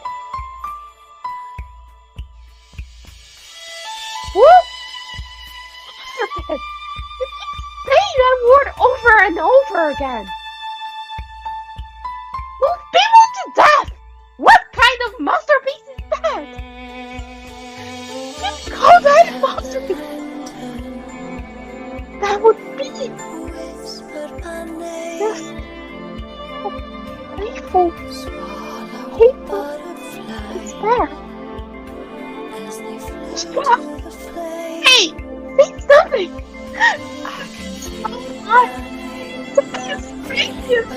I should just beat my side! Never had known that!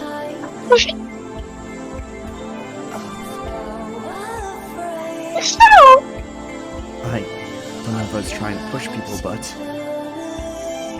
it's the truth. Michelle! I tried to distribute the game. It was infused by own death. And in that, there was malice indeed. I remember everything. The pain at the time, the loss, and the spite and the hate building inside me. The desperation and madness. It's all true.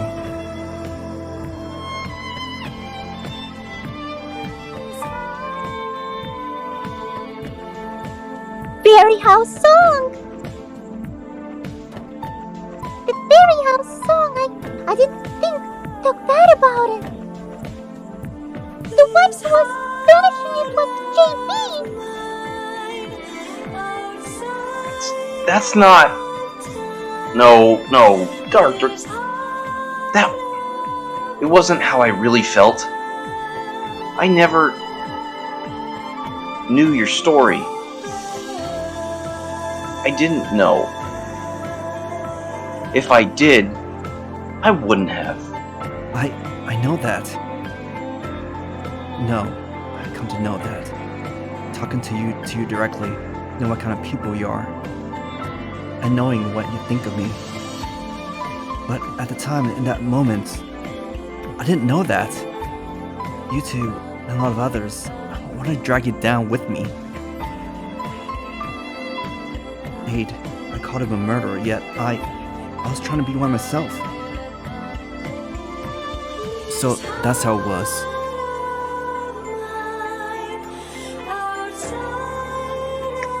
Michelle, you're not a killer.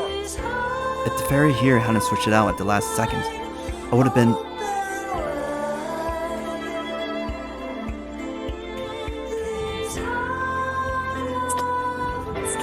You're not a...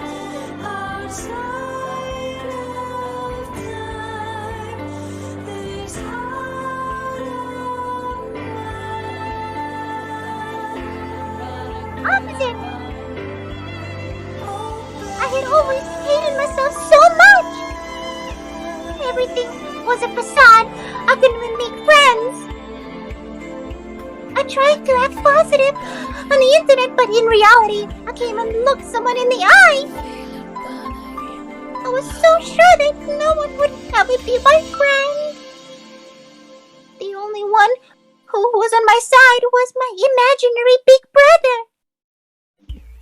But it wasn't the case.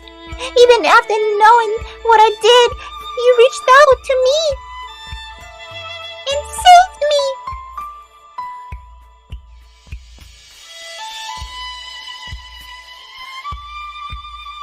The things I wrote on Real My Heaven, it may have seemed like I was just causing hardships for everyone.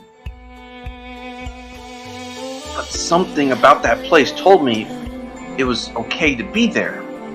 So I made it my home. It was fun for me.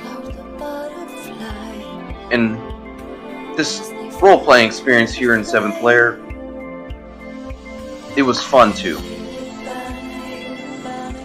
I think I was saved also.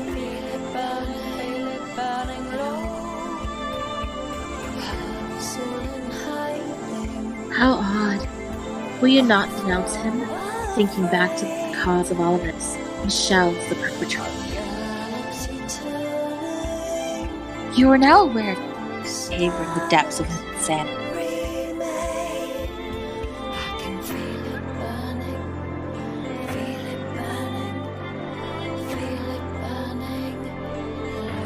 What have we heard?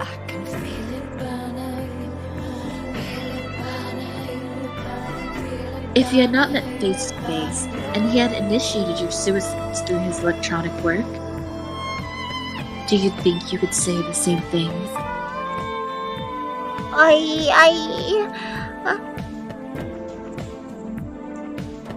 Sophistry is unnecessary. It is not more important what we think of him now. I see. Indeed, the ebb and flow of human emotion is something that I cannot fully decide. Initially, one reason I switched in Seventh Lair was to save you temporarily in order to judge whether you truly had any intention to commit suicide. Seeing how you are acting now, that may not have been necessary. Your transition in emotion portends a very positive outcome.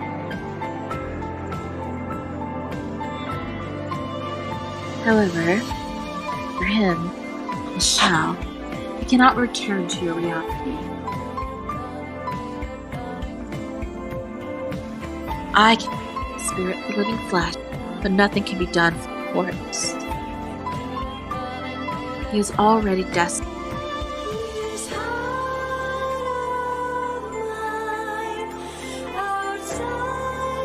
Out of here! Why does he alone have to go to hell? Did he do anything to deserve that? Yes, he did. His own suicide, and also initiating the suicide of others. This sin carries a severe penalty. No. Don't say that. Please. Don't back you. That precious friend of mine. Don't say you will only take only him. Just something about it. You're like gods or something, right? Just something, please. Death cannot be undone. Oh no!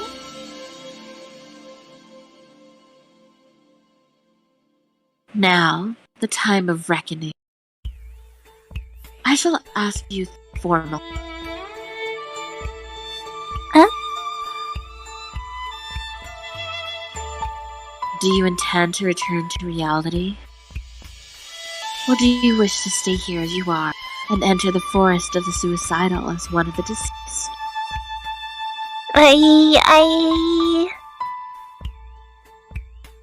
You should all go back. You really should. I want you to. Right now, I'm full of regrets. I regret my decisions at the time. If only I realized so many things, realized them sooner than I did. The one who puts thoughts into something isn't just the creator. The players receiving it do as well. Creation is a one-way street. And you can't actually see the recipient's thoughts. But there should have been a way to get closer. And there was. The people gathered at Ryumi Heaven. I could have gotten closer, as what they were thinking. Then I may have been able to visualize. I may have been able to see what was behind the text. I should have tried to know who you were, before I made something as heinous as I did. Your true selves. Please, return. Be friends from here on. And please continue to live your lives. It's fine. I'll be the one to harbor these regrets now.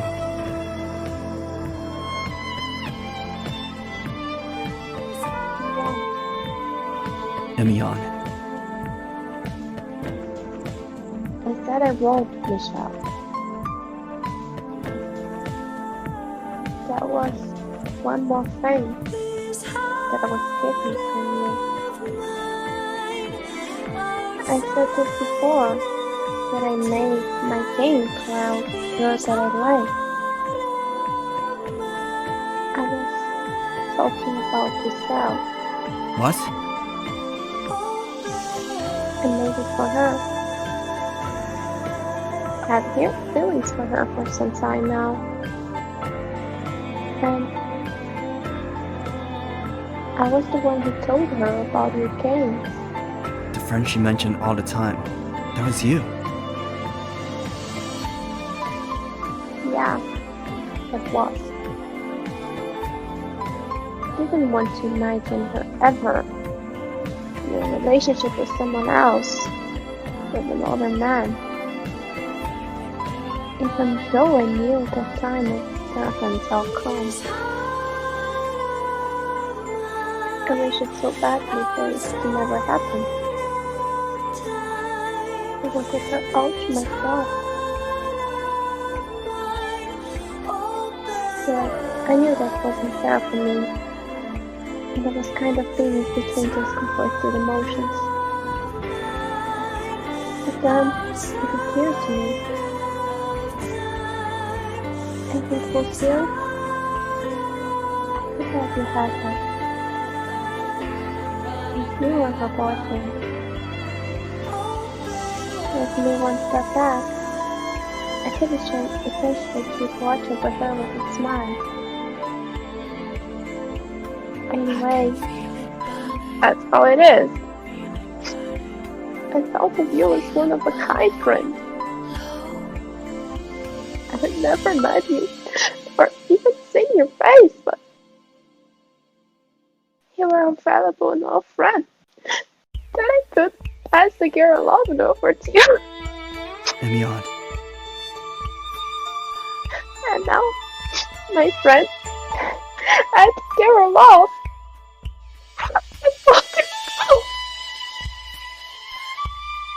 Continue will now be impossible. I can't accept that reality.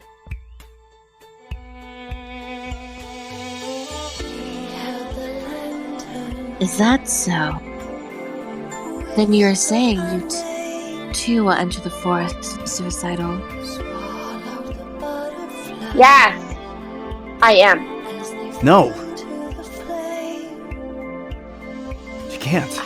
You absolutely cannot. I know. How selfish can you be to force me to leave on my own? Yeah, I know. I know I'm just being selfish. I know I'm in no position to force you. But even still, I want you to live. It's that. Nothing matters anymore.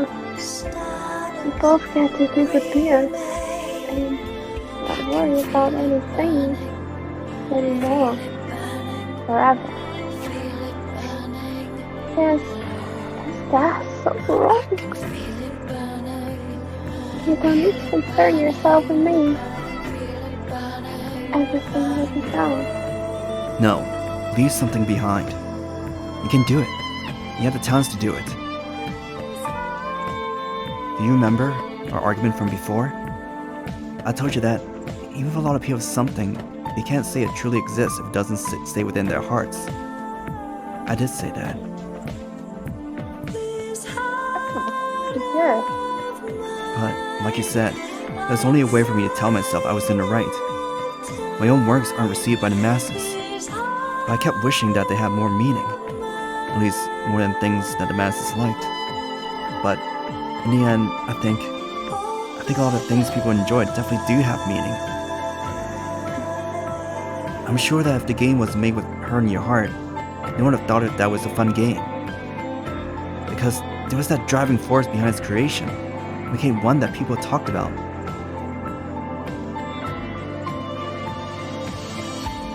But I no longer have that inspiration anymore. She's no longer here. You? But there is. Your own conflicts have yet to express those. If you can't speak of them or show them in your attitude, then infuse your creations with them. You have the ability to materialize your desires. I know you have that talent. Don't err in a way to express yourself. I know you can walk a better path than I did.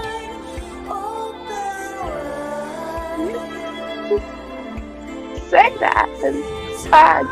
A long time ago, you told me something. You need to struggle in order to strive. Well, I'm throwing those words right back to you now. Struggle and strive in your creations. That's my request to you now. I couldn't do it, but I think that you can. I want you to let me entrust that hope to you. Imeon, you and I think we were good friends. Yeah, just say what you want. You foolish, selfish, lost cause of a man. Even in your chat, you're always wishy-washy, immediately turning negative on anything. And to top it all off, you love yourself. It's just you. Imeon. Listen up, Michelle. I'm gonna make something so huge that it will reach you the depths of hell. And I'll keep living my unstable life, and then I'll die a ridiculous death myself and go to hell. And when I do,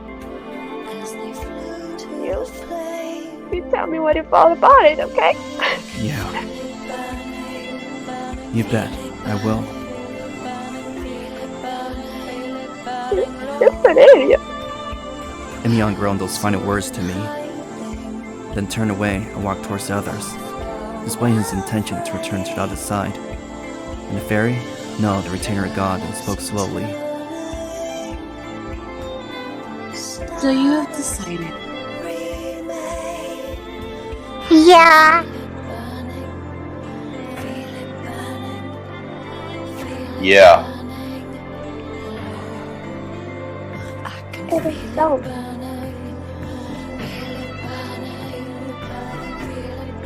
Now then, you all shall return to reality and face yourselves in everyday life. You must not let yourselves make a decision that will lead you to hell. The ones to return shall pass through this door. She then lifted a single bony finger. In the darkness of the room, a door appeared.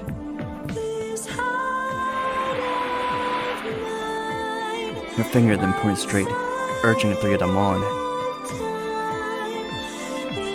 dark. No, Mitchell. I had fun getting to know you. You definitely saved me. So I don't really know what to say, but I won't ever forget you. There's a lot of things I won't forget. Thank you. And take care of yourself.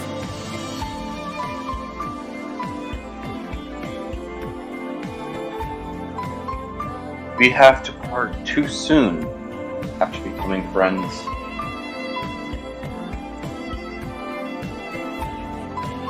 I wanted to have deeper talks with you. We could have drank and griped about this, that. I think we could have had some fun times. And I feel bad for hurting you. My actions weren't against you individually. You don't need to apologize anymore. So we're really leaving you now. Honestly, it doesn't feel real yet. But if you now remember that you actually ended your life, then I guess we... Yeah. Goodbye, Dark Dork. Goodbye, Jacopo. No, let me do the same. Goodbye, JB. Yeah. Hey, this is probably okay. Huh? Good. And congratulations. That's really okay. If you feel like you need a companion, this can go with you, you know? It's mean to pose that question. I wouldn't ask that. I see. Okay. I got to speak by. But remember what it said. Until we meet again. Three of them turned their backs and started towards the door she indicated. As they stood before it, a bright light enveloped them. As Quentin endured it, when the light had receded, the three of them were nowhere to be seen. So they're gone.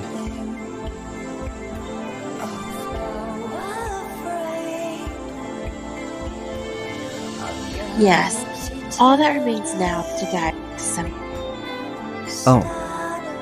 Fairy, can I ask another question? I am not a fairy. Yes, what is it? Why did you take my memories?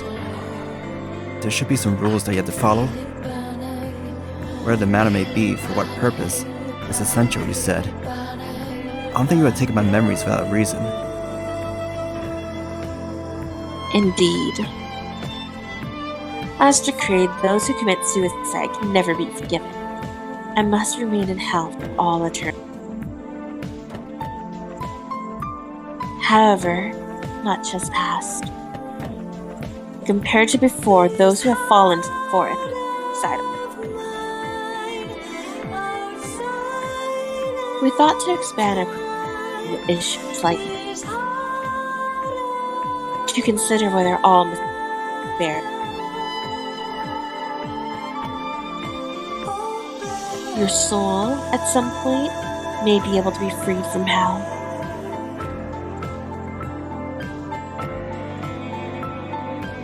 For those who were able to save others, we have begun to reconsider their circumstances.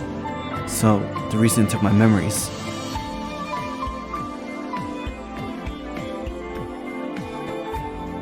It was to see your spirit in its original purest form, and to determine in what way you interact with others.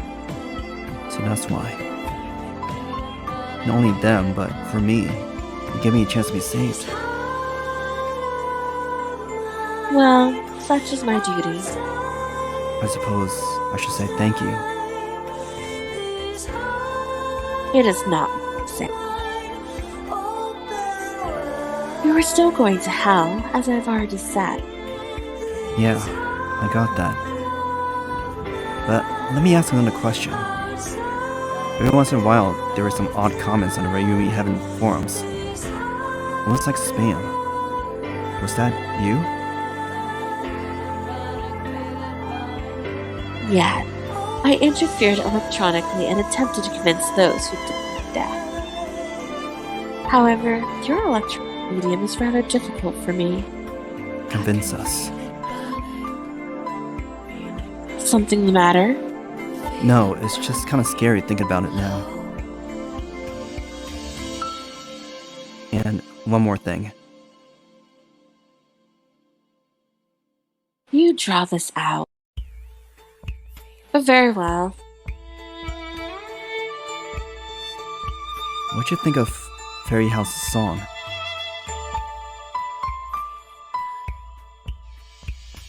I do not harbor the same emotions as people.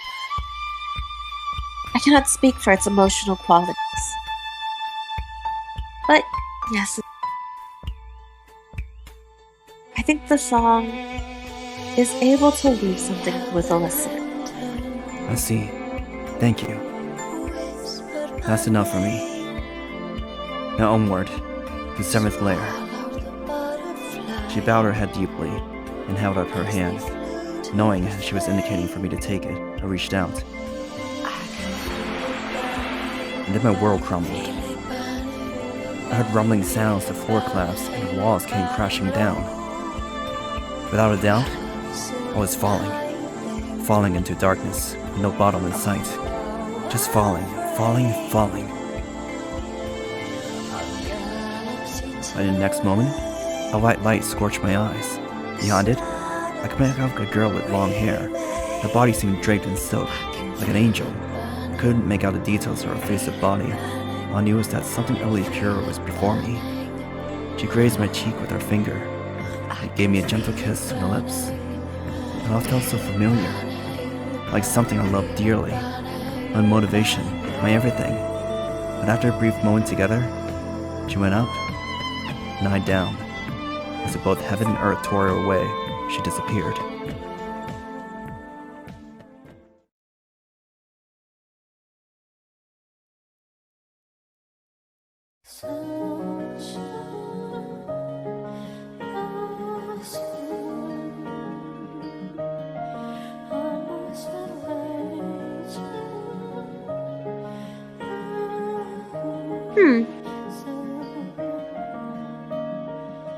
Oh. So, remember that scene in House of Fata Morgana when we thought that both Michelle and Giselle would get a chance to be happy in their next life? They didn't!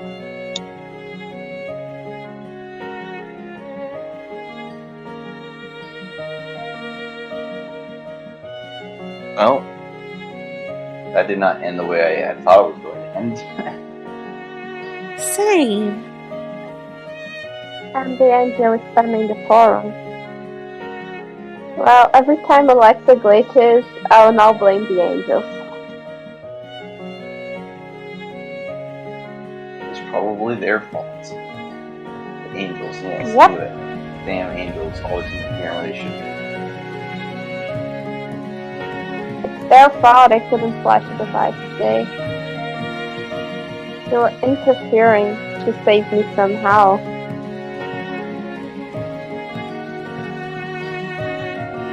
So now I can open a blockation and say I can't flash the device, so I can't run the test, and the test would probably cause me to jump off my window in the 16th floor. Totally fuck it up. Oh, I hope I manage to get it right next week.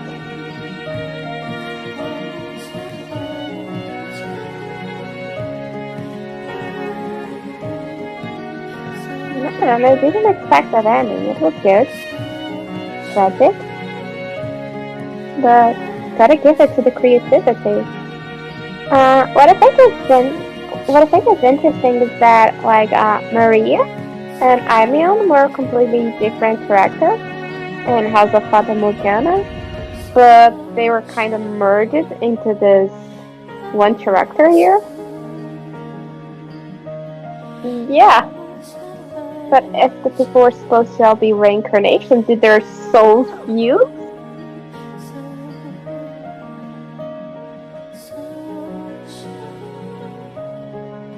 Maria, I think this is you.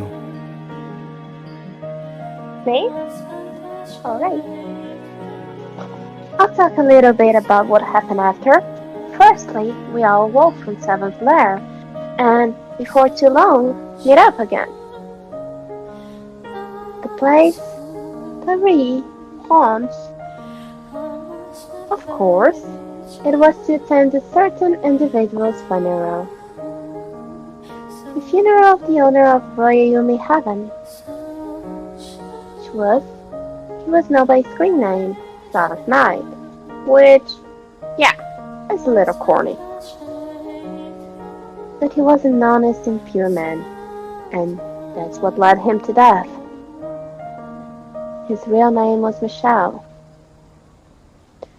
I had known Giselle for a long time, so I was able to determine where he lived, and I was also successful in contacting his family.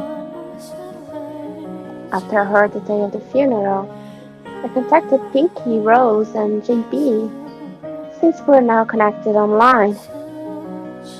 The real names were Jacopo Berzati and Nellie Rhodes. Jacopo resided in Italy and Nellie in England. It was quite a distance, and I thought it would be hard for them to make it, but they managed to arrange it to come in the day. And, at long last, we met in the real world.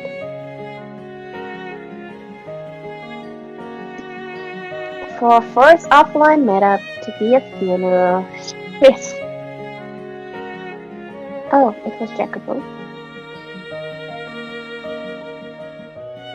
For our first offline media to be a funeral. Sheesh. Jacopo compared to his usual, but I could see his eyes were slightly puffy, so he likely cried either on the plane or train came to France. Nellie, unlike her spunky self who sang Seventh Lair, seemed like a scared little creature. We already knew one another, and I tried to tell her she didn't need to be scared, but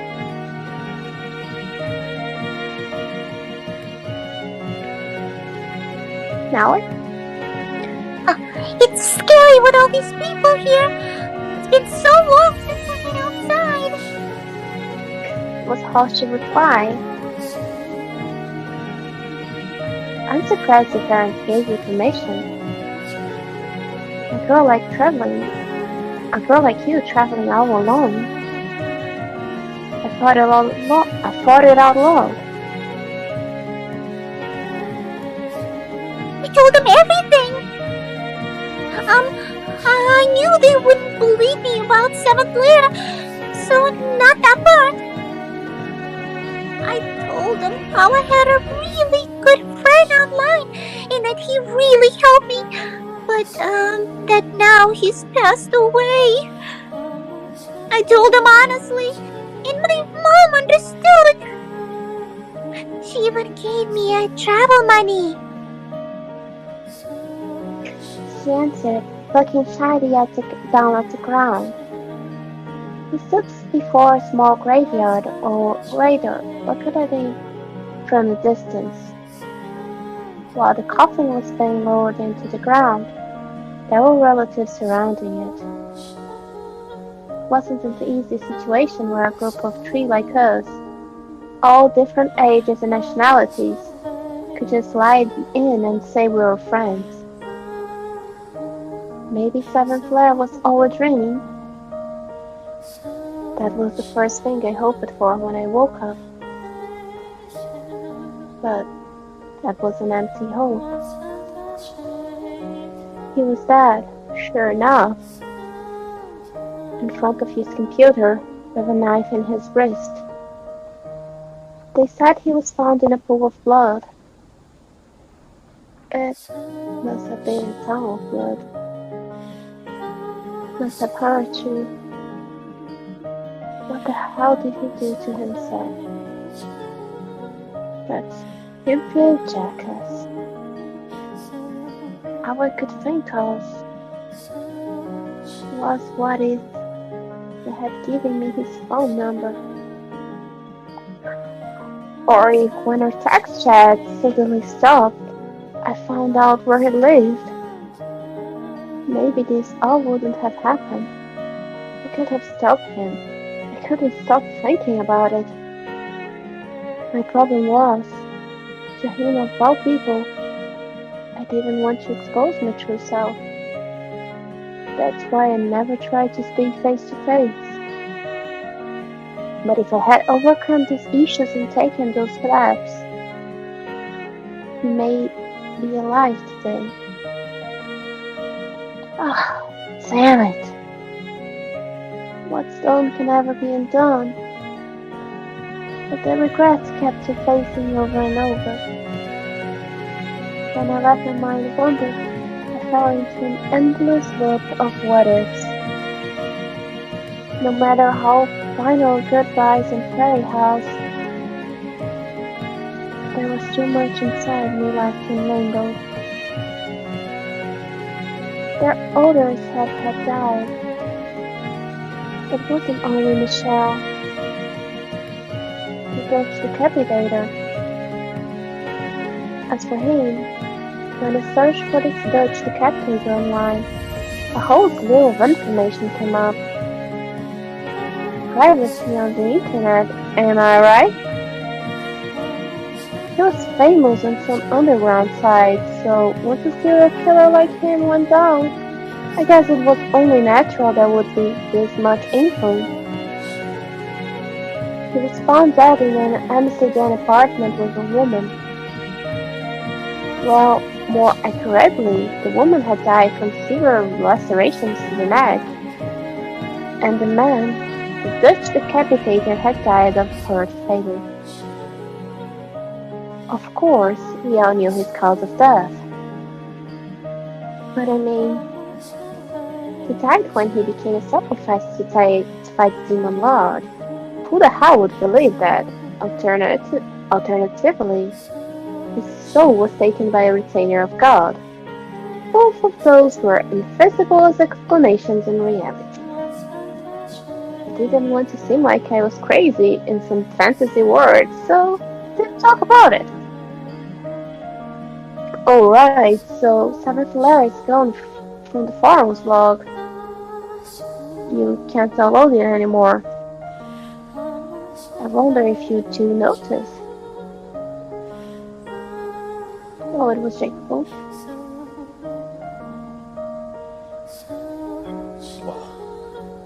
Right, so Seventh Lair's gone from the forum log. You can't download it anymore.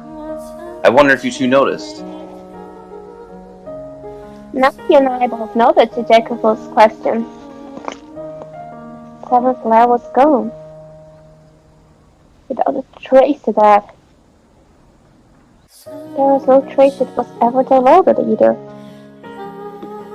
Its disappearance was so clean, it was hard to believe it ever existed in the first place. All that was left was that odd text on the forums. I wanted to believe that it was just a terrible dream. But the coffee I occasionally looked up to see immediately told me it was real. An illusory reality. It sounded like an oxymoron, but that's all I could call it. Thinking about it boggles the mind. I sighed happily.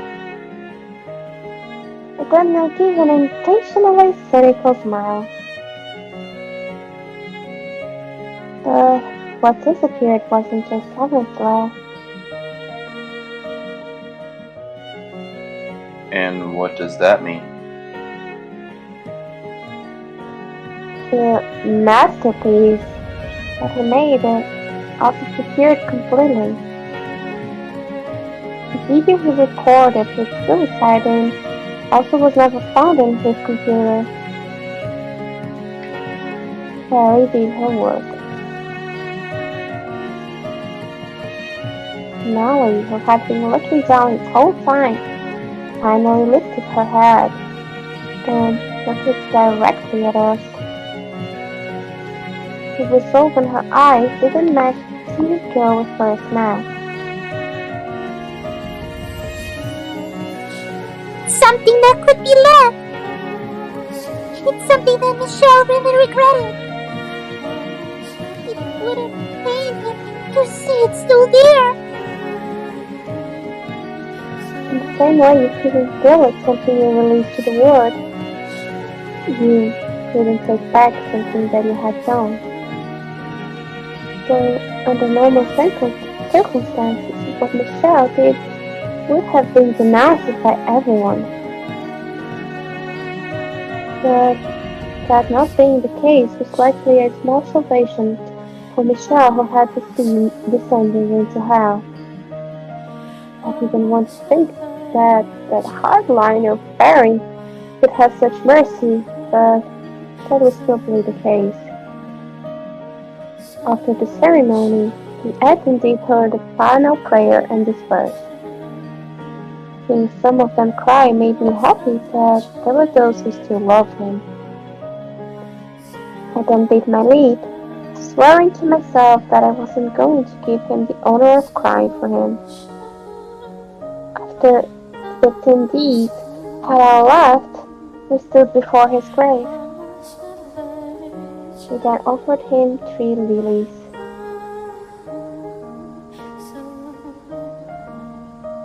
Just press the next line so we can know who said that.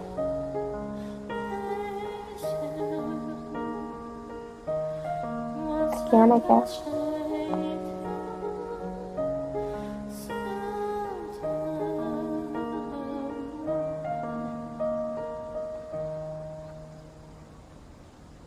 So, what are you two going to do now? What do you mean? Should we go get a cup of tea somewhere? No, not like that. I meant anything that broader sense in the coming days. I laughed stupidly at Jacopo's question. I looked over to Nellie and had her answer first.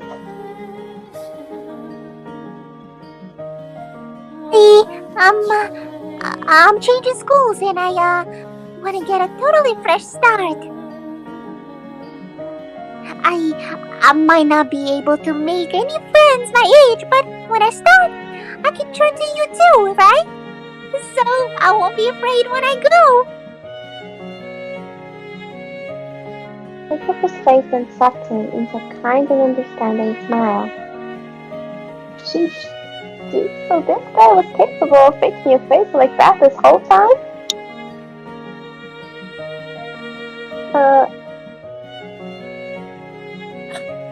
What about you, JB?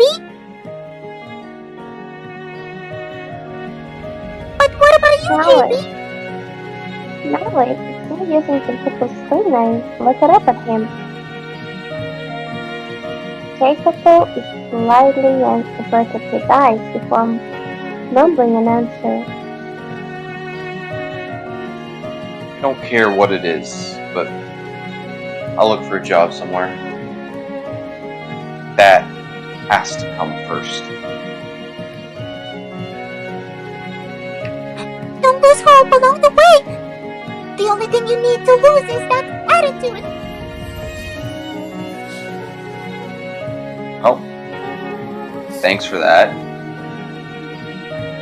And then, the two of them looked over at me. So, returned, huh? Obviously, I had an answer. But first, let's just a little. I'm trying to be the next center.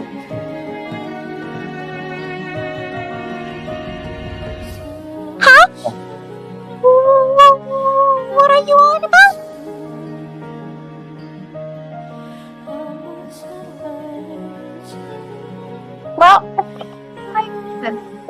You know, she said all that stuff about Dundee and whatever. You were lucky enough to experience that word, so maybe I'll spread the word like he did.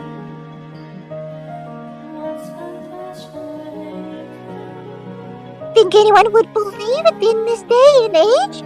And besides, what we experienced was a game world. You'll be labeled a lunatic and that'll be the end. Well, I'll make it an isekai and be rich, and pay for my transition. Well, you can say that again. Jacopo crossed his arm and looked at me with eyes shut, saying he knew I wasn't being serious. Nellie had her own big, bright eyes focused on me too. If you look at me that cutely, I might have to eat you up, I mumbled to myself internally. I smirked, and then told them what I was really thinking. I'm gonna make a game, because that's the only thing I can do. And I'm gonna quit NBC Corporation too. What? Oh, That's a massive company with a stable future. Don't you think that's a waste? well, the future and me don't exactly get along well. I laughed out loud, and Jacopo gave me a slightly disapproving glare.